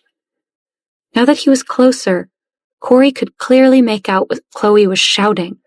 She was claiming she did not want to live anymore without children. Then he heard Chloe yell that it was her evil cousin Violet who had plotted against her and who had come here today to take her final revenge. The crowd was nervous. Some were murmuring to each other, while others were shouting up to Chloe. Is the cousin she's talking about Violet from the news? Violet Kingston? What is she taking revenge on you for? This isn't fair. Even if it's revenge, Violet can't force you to die. Ask the schemer to come out and apologize. Otherwise, this lady's death will be in her cousin's hand. When Corey heard this, he knew that Chloe had indeed intentionally caused this mess. Chloe always had a plan and was quite good at stirring up trouble. She would not do something without a reason. Chloe had gone out on the balcony with a purpose, and that purpose was revenge on Violet. He looked closer at the balcony. There were other people up there. He saw Mike holding Violet in a bear hug. He had dragged her to the back of the balcony, not letting Violet get any closer to Chloe. Corey guessed he was afraid that Chloe would grab onto Violet in an attempt to pull her off the balcony. Another man was anxiously talking and motioning at Chloe as he looked in Violet's direction. It was Chloe's fiancé, Lionel. Lionel was Violet's first love, but he had betrayed her. Was he out there trying to help Chloe, or was Lionel part of the plot against Violet? Corey was anxious. This was serious. If this matter was not handled correctly, Violet or others could be injured, or even worse, killed. His boss would be devastated if something happened to Violet. And what about Violet's kids? Corey lowered his head and raced back to the car. He told Logan what was going on and his suspicions about Chloe's intention. Logan swore and leapt out of the car. He started running towards the hospital doors, Corey on his heels. Onlookers recognized Logan, but he didn't care. Right now, he just needed to get to Violet. He knew Violet shouldn't have come here. It's why he'd been so restless and worried. Logan knew Corey's suspicions were correct, and that Chloe was up to no good. Previously, her method of dealing with Violet had backfired, and now Chloe was so desperate she wanted to use her own death to force Violet's hand. Of course, this vile person would not really be willing to die. She wanted to use public opinion to force Violet to admit that she hurt Chloe and confess that she planned her attack. If Violet admitted it, then she would find herself in trouble with the law. But if she did not admit to it, she would be castigated for being cold-blooded. Her banishment from the Kingston family would no longer seem as questionable. Logan was furious that Violet came to the hospital without discussing it with him first. Why hadn't he said anything to her last night? Forbidden her to come. Now Violet was in danger. However, he didn't have time to be angry right now. He had to think of a plan. Which floor is it on? Logan asked Corey as they ran into the lobby. The 8th. As soon as Corey finished speaking, Logan headed for the stairs, not wanting to take the time to wait for the elevator. He had long legs and was also a sportsman. Corey was beginning to pant and barely managed to keep up. They burst through the access door on the 8th floor and rushed down the long hallway towards the group of hospital personnel and visitors nervously standing outside Chloe's room.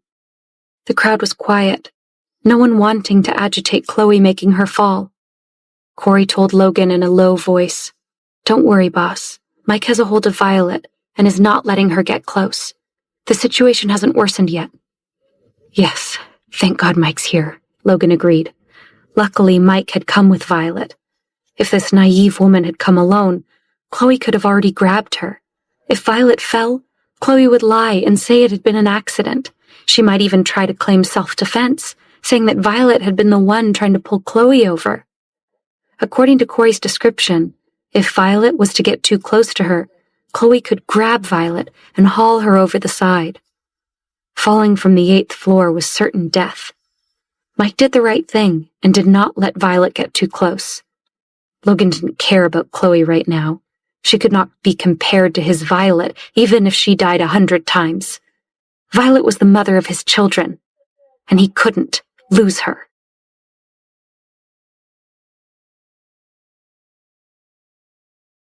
Episode 221. A Lying Ex and False Accusations. Violet hadn't known what Chloe's plan had been when she'd showed up in her hospital room. But in her wildest imaginings, Violet wouldn't have thought that Chloe would threaten to kill herself while hanging off the hospital's balcony. Violet had wanted to get closer to try to persuade her not to jump, but Chloe was too emotional. Who knew if she would yank Violet along and pull them both off the building? Thankfully, Violet had brought Mike with her, who was refusing to let Violet risk herself. He had pulled Violet back and was now holding her tightly, not letting her get near Chloe. Chloe's hysterics had nothing to do with Mike. The Kingston group, the Kingston family, Lionel, none of it had anything to do with him. Mike only cared about Violet. He was there solely to ensure Violet's safety, and that's what he intended to do. Violet was trembling in Mike's arms. She did not expect Chloe to pull such a trick. She wanted to use her threat of suicide to force Violet to say that she had harmed Chloe and her baby. This whole thing had been a trap. When she was young, Lionel had been Violet's childhood sweetheart, and then he had betrayed her.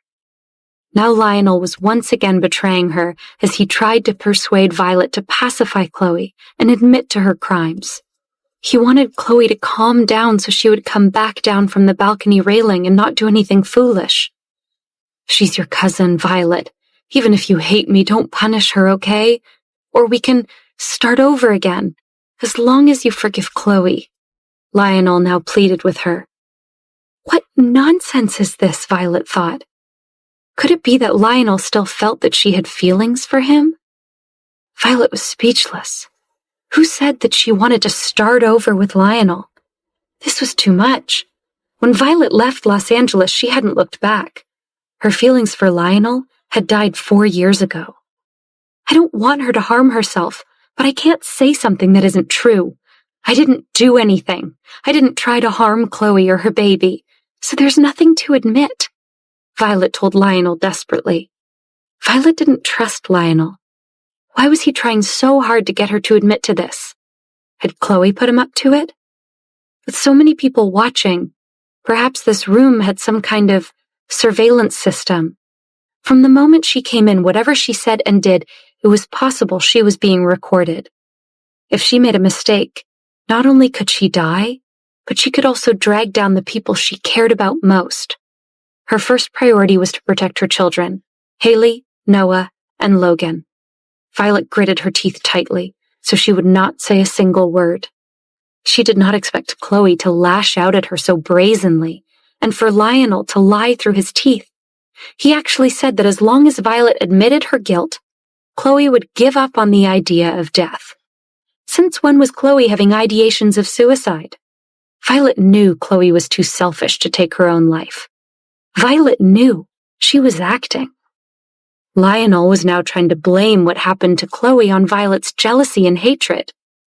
God knew that although Logan had a bad temper, his character was 100 times better than Lionel's. Violet didn't hate Chloe, and she definitely hadn't hated Chloe's unborn child. Violet just wanted her and the rest of the Kingstons out of her life. Chloe wasn't worth her time and energy. She should not have come here today. Curiosity really killed the cat. Initially, she just wanted to see what Chloe had to say. Now she realized, with regret, that this had all been a trap. Violet looked at Chloe, who was half naked on the balcony. She sighed that Chloe would always be Chloe. She never changed and truly hated Violet to her core. It was just that this hatred was born out of nowhere, and Violet did not know what had caused it. She'd always been very good to Chloe and Elizabeth when they were younger. There were actually onlookers who started to accuse Violet of being cruel and heartless. She could not help but sneer in her heart. They did not care about who lived or died. They only shouted their criticisms to feel warm in their self-righteous coats. Miss, you must see the overall situation. If you really hurt her, just admit it. Even if it was not you, you should coax her into coming down from the balcony first to save her life. Did you see him? She even brought a bodyguard with her. She must be trying to intimidate her. Why else would the woman be jumping out of a building? What are you talking about? She says she didn't try to hurt her cousin or her baby. Why does she have to admit to something she didn't do?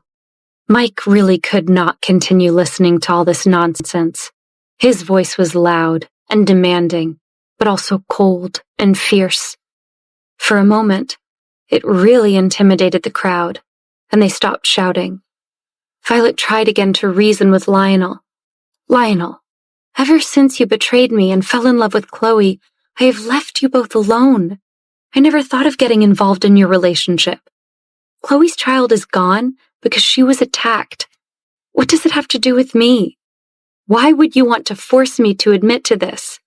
It will damage my children and their father, Logan. The bystanders were listening intently and did not bother to criticize Violet anymore. Chloe's face was red with anger. She did not expect that Violet, who used to be so meek and pliable, would now have the courage to stand up for herself. What does this have to do with Logan? Lionel asked incredulously. Violet, this is a private matter. It's better not to publicize it. You should understand how Chloe feels. Lionel didn't want his fiancée to jump off a building. If Chloe was really to do it, it would impact all of the plans Lionel hadn't finished yet. If Logan hears you say these things, he will think that I never forgot our old relationship, Lionel. He will feel that I betrayed him. I am the mother of his children. Violet pleaded with him. She could not possibly do what Lionel had asked and assuage Chloe. Violet was about to cry. Her naturally pale complexion was now stark white with fear. She felt wrung out and drained, both from Chloe's actions and exposing herself to scrutiny. The crowd, hearing her argument with Lionel, was starting to realize she was Violet, the woman from the news. Violet Kingston, mistress of Logan Alexander and seducer of men. But realizing who she was actually made the crowd start to doubt Chloe's words. Why would the famous Violet want to kill her cousin? She was Logan's woman and the mother of his 2 children. Why would she still be carrying a torch for some old boyfriend? Who was this Lionel guy anyway? The crowd wondered, turning on him. He was no Logan Alexander, that was for sure. Everyone once again criticized and judged Lionel. For a moment, Lionel hated Chloe to the core. If it wasn't for her insistence, he wouldn't have looked so pathetic. If his family hadn't encountered their catastrophe, Lionel's current achievements might have been even higher than Logan's.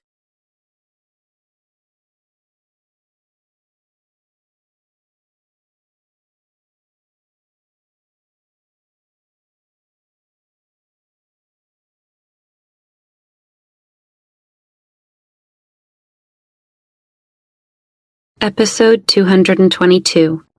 Stand Back. The crowd turned on Lionel as they realized Chloe was accusing Violet Kingston of causing her attack. The bystanders couldn't figure out why Violet would be jealous of Chloe's relationship with Violet's ex-boyfriend Lionel when Violet was now with Logan Alexander. No one had ever heard of this Lionel guy, while Logan was the most eligible bachelor in Los Angeles. It made no sense. Logan himself had been watching and listening the whole time from the back of the crowd. He knew that Chloe wasn't really going to jump off the building. She just wanted to force Violet to falsely admit to Chloe's crimes. Logan's friend and doctor, Dr. Mark Cooper, had just arrived for the start of his shift. He hurried over to Logan's side to ask him what was going on. Before the nurses started talking, Logan briefly told him what had happened. Logan looked at Dr. Cooper with a grave face. Mark had seen the stories about Logan and Violet online, like everyone else in LA. He remembered meeting his friend's secretary when Logan was in the hospital. Violet had fussed over Logan, and the doctor could tell at the time that something was brewing between them. Looking at the expression on Logan's face now, he could see the anxiety and worry in his eyes. The most important thing right now is to solve this problem quickly, Logan told Dr. Cooper. The police should be coming soon, but we can't pin all our hopes on them. The longer we delay, the more dangerous this situation could become. Do you still have the tranquilizer gun I gave you here? Logan now asked Mark. It was an unusual model, but ordinary people could not get the drugs for the darts. But Logan was not an ordinary person, and someone had given him a few to use for protection. Mark was Logan's good friend and a private doctor. He accidentally saw one while making a house call at Logan's place, and had asked Logan to get him one. Since he generally worked the night shift, Dr. Cooper had told Logan he wanted to keep the tranquilizer gun in his office for protection. Mark frowned and felt a little uneasy at Logan's request. This thing was not supposed to be used openly. It would be troublesome if people knew about it. Besides, in the current situation, the LAPD was on its way. If they saw them holding this thing, they would probably investigate. "Are you sure about this? The police are on their way after all," Mark asked Logan nervously. He didn't want to get in trouble. "There's solid gridlocks on the roads. Who knows how long it will take the police to get here? We need to act now," Logan told him impatiently. He liked Mark, but he could tell the doctor was trying to cover his own ass. Logan added, "I'll take full responsibility for this. I won't mention who gave it to me. Now go. We could be running out of time." Still, the doctor hesitated. At that moment, Chloe's loud yelling broke into their conversation. "Violet, if you don't admit what you did right now, I'll jump and force my sister to die of grief. I really want to see how you're going to enjoy your wealth and glory for the rest of your life with my blood on your hands." Chloe cried and cried. Chloe was hysterical and on the verge of going crazy. Dr. Cooper looked at Logan and nodded. He hurried off to his office to retrieve the tranquilizer gun. The situation on the 8th floor was growing worse. Violet was still unwilling to admit that she did anything to Chloe and her baby. Chloe was furious that Violet wasn't caving to her demands. The crowd below was growing louder. They were yelling at Violet to admit what she had done. They shouted that if Violet said she planned her attack, then no one would die. Violet was called cruel and indifferent. They yelled at her, asking if she wanted her cousin's blood on her hands. Chloe was getting more and more agitated. Lionel was concerned about her growing hysteria. Chloe didn't seem to be in total control of herself anymore. He knelt down in front of Chloe and begged her to come down off the balcony's railing. Violet was confused by Lionel's change in behavior. What was that man up to? She had thought that Lionel was a partner in Chloe's plan, but now she wondered if Chloe really could be suicidal. Or had Chloe just grown so hysterical because another one of her plots against Violet was failing, and was Lionel now trying to talk her down? Lionel saw that Violet's expression had softened, and could not decide whether he wanted her to concede or not. He could only try to persuade Chloe to calm down. But Lionel's words to her only seemed to add fuel to the fire. Chloe began shouting about the event from 4 years ago, using it to say that Violet had come back to take revenge. "Because we got together, Violet wants to destroy me now. My child is gone. Because of her, I can never have children of my own. She's harmed our family's present and future. Lionel, we should break up. I can't marry you. After we break up, my cousin will forgive me," Chloe shouted. The shouts that sounded like pigs being slaughtered made Logan's head hurt. Furthermore, Chloe's words implied that the relationship between Violet and Lionel had yet to be severed. Was she telling everyone that Logan was being cheated on? Logan sneered. The more Chloe shouted on the balcony, the more excited she became. More than half of her body was leaning over the railing now. She seemed to be losing control. The crowd below roared as Chloe teetered over the edge of the balcony. The scolding and shouting became louder. Violet covered her ears as shouts of "Murderer!" reached her ears. Dr. Cooper hurried back over to Logan and handed him a duffel bag. Logan bent down to unzip the bag and pull out the tranquilizer gun. Mark had already loaded the sedatives into it. Logan readied the weapon to fire. He weighed it in his hand and stood up. Logan coldly ordered the people around him to stand back. Lionel immediately saw Logan and yelped in fright as if he'd seen a ghost. "Why are you here, Logan? Isn't this messy enough? Stop! Don't come closer!" Lionel shouted at him. Logan's eyes darkened. What was wrong with this Lionel? It seemed like he did not even want to save Chloe's life. Either the two of them were pretending to threaten Violet, or he wanted Chloe to die. Logan thought he was onto something. If Chloe died, Lionel would be free to pursue Violet. She was apparently his first love. With the Kingston child in Chloe's womb now gone, was Lionel trying to break free of Chloe and her family? The more Logan thought about it, the more it seemed to make sense. Unfortunately for Lionel, Logan had no interest in sharing what was already his with anyone else. Lionel's hopes and dreams were about to be dashed. As far as Logan was concerned, Chloe and Lionel were the perfect couple. They were a match made in hell.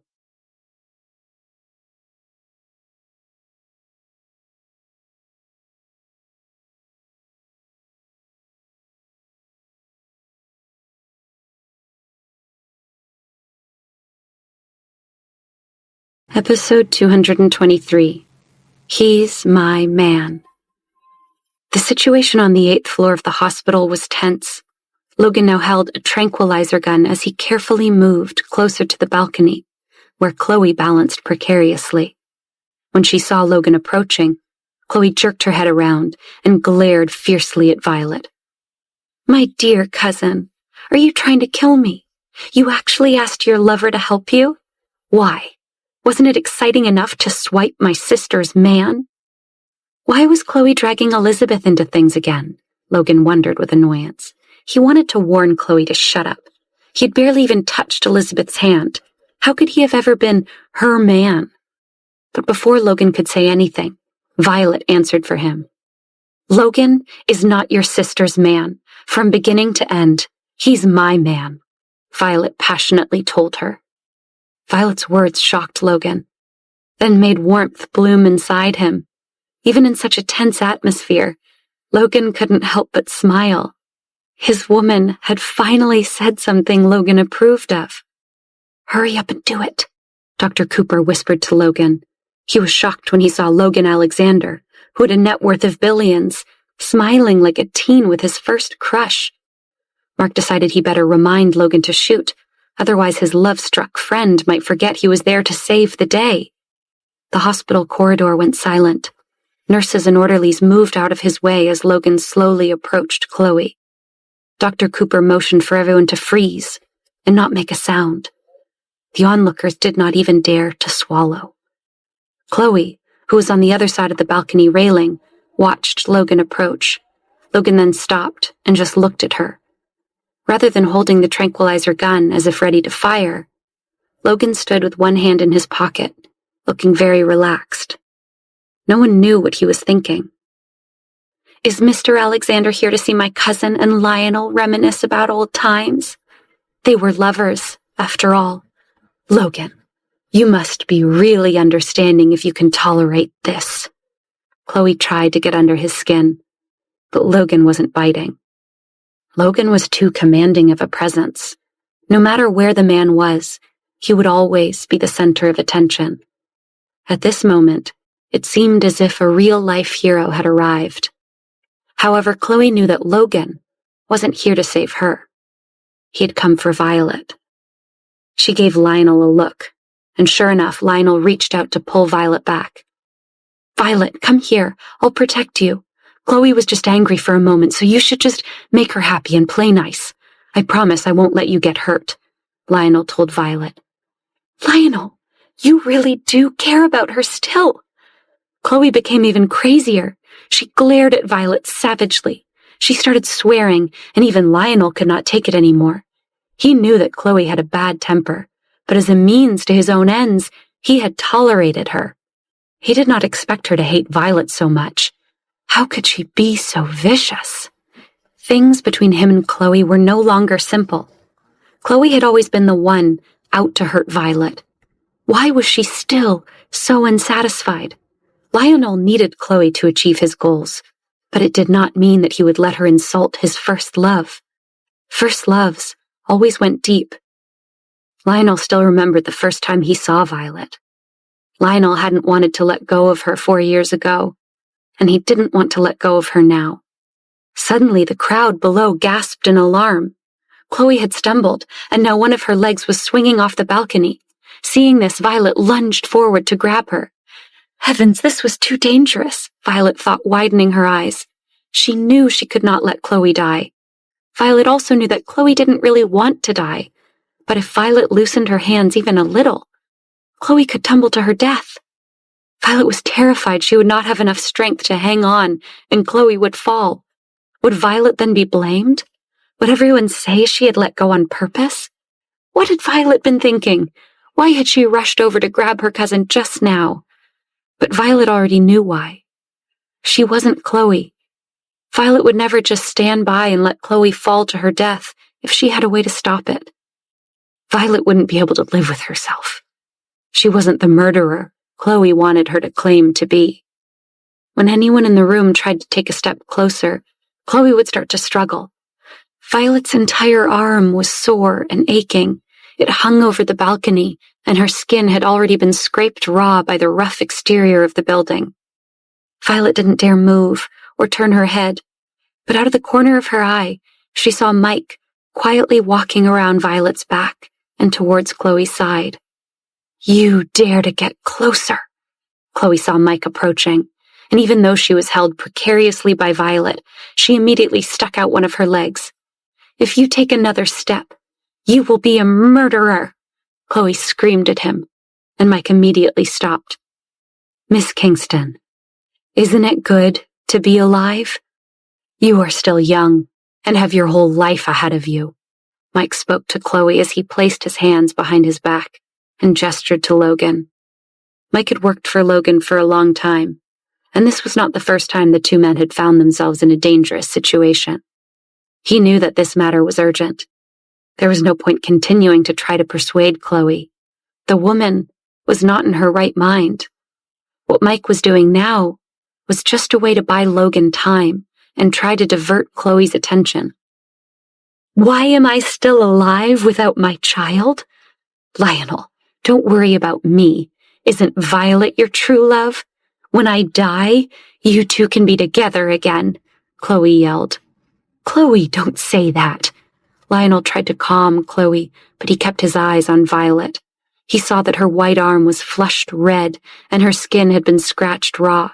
He could not hide the annoyance he felt towards Chloe at seeing this. "Why not?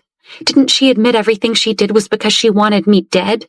She wants you all to herself," Chloe shouted even louder, wanting everyone to hear her. "Violet even brought her new man to show off.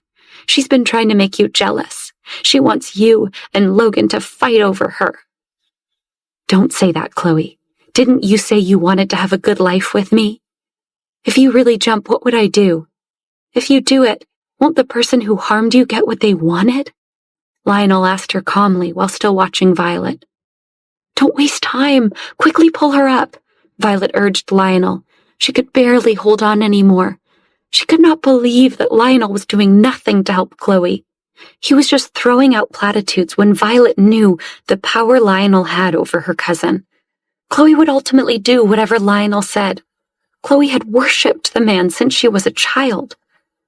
But Lionel wasn't even looking at Chloe anymore. The feeling that Lionel gave off was now stark indifference. Lionel's earlier pleading with Chloe now seemed like it had been an act. He was not very anxious. It was like Chloe's situation didn't seem to matter to him anymore. It didn't matter to him that Chloe had been attacked. It didn't matter to him that she had lost their child. And it wouldn't matter to him if Chloe plunged to her death.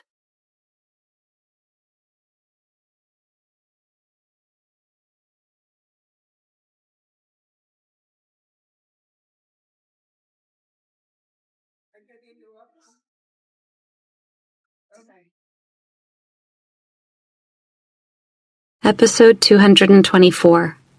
Lionel makes his choice. Violet was very anxious. She was desperately clinging to Chloe's arm to prevent her from falling off the balcony, but she didn't know how much longer she could hold on. However, no matter how hard the crowd below scolded and pleaded with her to admit she had set up Chloe, Violet remained silent. Violet was growing weaker. Her strength would soon give out. Her arm and waist hung over the balcony. Violet was in so much pain that tears and sweat dripped down her face. She was waiting for a miracle to happen. "Since you won't admit it was you who harmed me, let's die together." Chloe forcefully grabbed Violet's wrist and tried to pull Violet over the side with her. Chloe had stolen Lionel away and thought that Violet would be sad for the rest of her life. Violet was supposed to hate herself and reveal her disgusting, jealous side after losing him. That was what Miranda had said would happen back then. Stealing Lionel was supposed to ruin Violet's life. Chloe did not expect that after 4 years, Violet would have changed so much. She wanted to destroy her. In a fury, Chloe suddenly pulled so hard on Violet's arm that the two women teetered, as if about to fall. But right at that moment, Logan fired the tranquilizer gun, hitting Chloe right in the neck. At the sudden burst of pain, Chloe grabbed at her neck with both hands, letting go of the balcony. Mike and Lionel lunged towards the woman, but it was Mike who grabbed Chloe's arm and yanked her back over the side. Lionel already had a hold of Violet and was pulling her back into the room. He had reached the woman first, and instead of trying to save Chloe, Lionel had reached for Violet. Carrying Violet, Lionel took a few more steps into the room before he slumped to the ground, while still holding Violet tightly in his chest. Violet was in a state of shock, and didn't seem to notice who held her. But Logan did. Logan's face darkened at the sight of their embrace. But Violet didn't notice. She was so scared that her face had gone white. She let Lionel hold her in his arms and did not react. She was saved. The group of people on the ground below were cheering loudly. They did not know that it was Logan's actions that had diffused the situation. They only knew that the person who had tried to jump off the building was saved and would not die. Security guards began to break up the crowds below. The onlookers gradually dispersed, walking away in groups of 2s and 3s. They either talked about the allegations against Violet, the complicated relationship between the Kingston cousins, or speculated as to why the man on the balcony hadn't tried to save his fiancée, but instead had chosen his first love. The Kingston family had already been trending after the events at the press conference, but now they were at the center of a media storm. The sensational news of Chloe's apparent suicide attempt had gone viral on every celebrity gossip site and social media platform. Stakeholders worried about what this latest scandal would mean for the Kingston Group's future. The Kingston family now found themselves being judged in the court of public opinion. When Chloe had been the victim, the public had been sympathetic to her situation. But now that she had tried to pull Violet off the balcony to die with her, people began to doubt Chloe's true intentions. Miranda's prestige in the company had already taken a hit, not to mention Charles, who was embroiled in a cheating scandal. The Kingston Group's board of directors decided, after a quickly called emergency Zoom meeting, to request Violet return to the company as soon as possible. Perhaps her presence would help with the Kingston Group's reputation. Chloe would never have imagined that her outburst would actually make public opinion grow in Violet's favor. Once again, a plot against Violet had failed, and it was Chloe who would now suffer the consequences. After what Chloe had said and done, she was in a world of trouble. And worst of all, given his actions on the balcony, Lionel could now try to use this situation to reconnect with Violet. Mike put the unconscious Chloe on the bed and let the doctors and nurses get to work. Then he went to check on Violet. He saw Lionel and Violet clinging to each other. Logan stood off to the side and watched them coldly. He wanted to see when their hug would end. He wanted to know if what had happened would spark a reconciliation between the two of them. If he had not come, this farce would not have ended. Logan saw Violet's slender body pressed against Lionel's chest and wanted to rip her away from him. Was she in shock? Did she know what she was doing? Who was holding her? Why did Violet not let go? Lionel, however, knew exactly who he held. The man was shameless, stroking Violet's hair and back as if he had that right.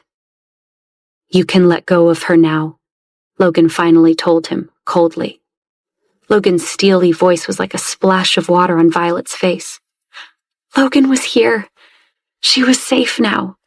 Violet looked up from Lionel's arms in surprise and saw what the situation looked like. She hurriedly began to push Lionel away. Logan! Violet muttered Logan's name as she tried to extract herself from Lionel's arms. Did Logan really come here because he was worried about her? You! Let go of me! Violet told Lionel as she shoved at his chest to push him away. Lionel, what are you trying to do? Logan narrowed his eyes and glared at him. Lionel finally let go of Violet. I'm just worried about her, Lionel said. Then why did you call her and ask her to come here? What is going on between the two of you? Logan asked angrily. Violet saw red. Was he for real? Now was not the time to be talking about these things. Logan should already know that there was nothing between her and Lionel. And what right did Logan even have to question her? They weren't really in a relationship. Logan, why do you care so much? Lionel stood up and straightened his clothes. He saw that Violet's arm was injured and reached out to touch it with his hand. Violet quickly pulled her arm back, afraid that Logan would go crazy if Lionel touched her again. Thank you for your concern, but I'm fine. She walked 2 steps away to Logan's side, and only then did Violet feel the tension in her body begin to ease. She took a breath and looked at Chloe on the bed. She was out cold after fainting. What had just happened? Violet had really thought that she was going to die. Chloe was really a lunatic. Do you need any help? Logan asked her with disinterest, as if he was asking Violet whether she had a broken nail. No, I'm okay. Sorry, I was just really scared. I'm fine now, Violet told Logan without looking him in the eye. Violet really could not bear his gaze. She then quickly turned to Mike to change the subject. Thank you, Mike. Luckily, you were here today, Violet told him. No need to thank me, Violet. I was just doing my job. Mike nodded at his boss and then made a hasty retreat, leaving her and Logan with Lionel. Violet was very uncomfortable and confused. Why had Lionel chosen her over Chloe? He had saved Violet over his own fiancé and then clung to her afterward like Violet was still precious to him. What had Lionel been thinking?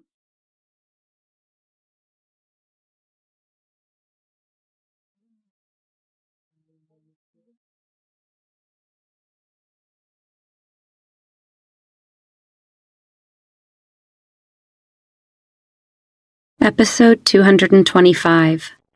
Scolded. Violet's arm hurt. When Logan asked the nurse to examine her, she quietly refused. The scrapes on her arms hurt but were superficial. When Logan found out that there was also a bruise developing on her waist, he would probably not be happy with her for refusing medical attention. He would complain and tell her she was giving him more to worry about. But Violet didn't care right now. She just wanted to go home.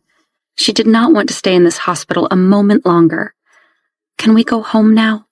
Violet asked Logan. He looked at her dispassionately. After a quiet word with Dr. Cooper confirming he had taken care of the tranquilizer gun, Logan turned to Lionel and said coldly, Chloe has been saved. This better be the last time something like this happens. Otherwise, you can forget any further cooperation between the two families. There will be no more second chances. Logan, I can't control Chloe. You saw how she was acting too. Lionel had gone into the bathroom to clean himself up. He returned, having regained his composure. He was once again playing the part of a refined gentleman. It was as if the man who had lost control earlier was a completely different person. After hearing Logan's words, Lionel clenched his fists and stared back fearlessly. I can't babysit Chloe 24/7. That's your family's problem. It has nothing to do with us, Logan remarked. He then lowered his head and whispered something in Violet's ear. Violet nodded at Logan, then turned to Lionel and said, Today is my first and last time visiting Chloe. When we see each other again, I hope that there will not be any more unpleasantness. That's if my cousin still wants to claim her original inheritance. Violet didn't want Logan to be angry, so she had to cooperate with him. Violet drew herself up to her full height and faced Lionel. What do you mean? Lionel's eyes were lustful. He couldn't recall a time when Violet had ever spoken to him so bluntly. In the past, when they were together, she used a gentler approach. Even when she was angry, she would speak to him softly and tell him to make it up to her and not let her leave. Although Lionel was totally unfamiliar with this side of Violet, he found the change extremely attractive. It was an early winter's night, and the open balcony doors gave no shelter from the chilly air. But Lionel felt a wave of heat pass through his body. Violet had quite an effect on him. What I mean is that my grandfather only left my uncle a portion of his estate. If Chloe doesn't listen and insists on causing trouble, I think that aunt of mine will have to exercise some humility. Lionel, since you have chosen Chloe, you should be with her. You'll be able to get through to her, Violet announced. Violet, are you really going to go against the Kingston family? We are one family. Why do you need to do this? Lionel felt a little panicked by Violet's words. It's late. Is this conversation necessary? Logan interrupted. What Violet and I are discussing has nothing to do with you, Lionel told him impatiently. Why was this man interfering? As far as I know, Violet is only your secretary and estate manager. You shouldn't care about her personal life. Why shouldn't he care? Violet demanded.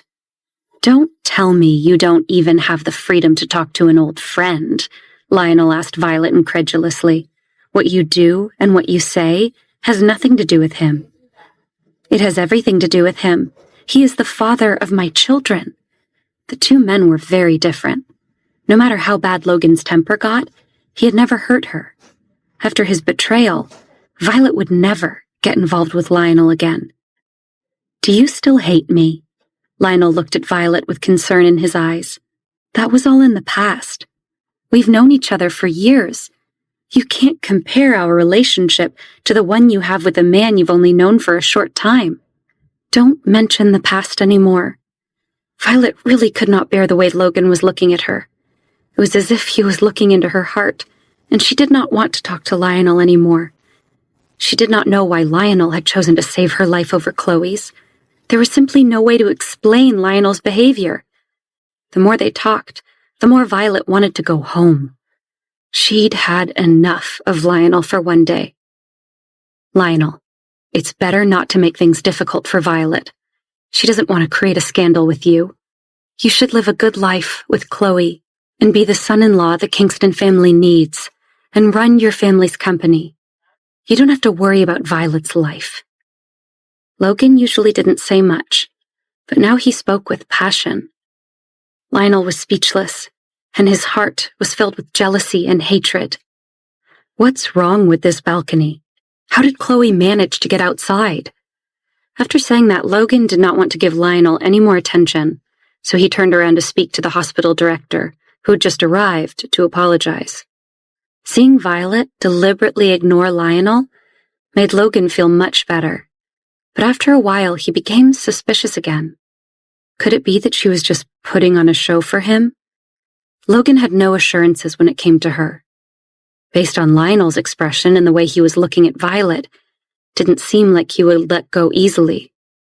Logan really didn't want to listen to what the hospital director had to say, but he had to settle matters here before they could leave. When they returned home later, the two of them would have to talk about everything that had happened that day. Logan hoped Violet would listen to him and take his opinion into consideration.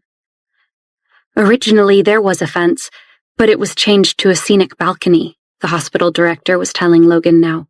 Miss Kingston used some unknown method to open the window. The hospital director was nervous. If Chloe had died, the hospital would have been implicated. The Alexander family owned most of the shares in Central Hospital. Chloe would of course know this. The Kingston family was really up to no good. She had seemed to be improving for the last few days, a nearby nurse added. Since Miss Kingston is unable to recover comfortably here, then transfer her to a different hospital. Logan made the final decision. Lionel lowered his head and thought for a while. He reluctantly admitted to himself that this was a good idea. Would this matter? As long as Chloe remained in the hospital, Violet would never be able to set foot on the premises. It would be better if Chloe was transferred to another facility. It would be less triggering. Lionel did not want to associate with a hospital in which the Alexander family owned the shares. Logan's arrogance put him off. Sooner or later, he would make Logan kneel at his feet. While the director and an assistant were discussing how to seal the floor-to-ceiling windows leading out to the balcony, 2 police detectives arrived. Dr. Cooper had hidden the tranquilizer gun in his office immediately after the women had been saved. The police were going to have questions about what had happened, but he and Logan had already worked out a cover story. After a round of questioning, the officers did not see a need for further action. The matter had been resolved, so they would file a report and close the case. The events from the press conference were well known in Los Angeles. It was a notorious case. Chloe's mental instability was common knowledge. The police detectives informed Lionel that the Kingston family had to take the blame and handle the fallout.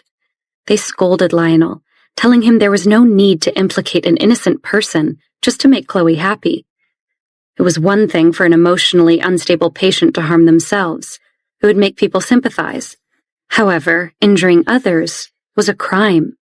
They told Lionel sternly that if this incident had caused panic or irreversible harm to others, it would have been considered Chloe Kingston's fault, and the Kingston family would have been liable for any damage inflicted.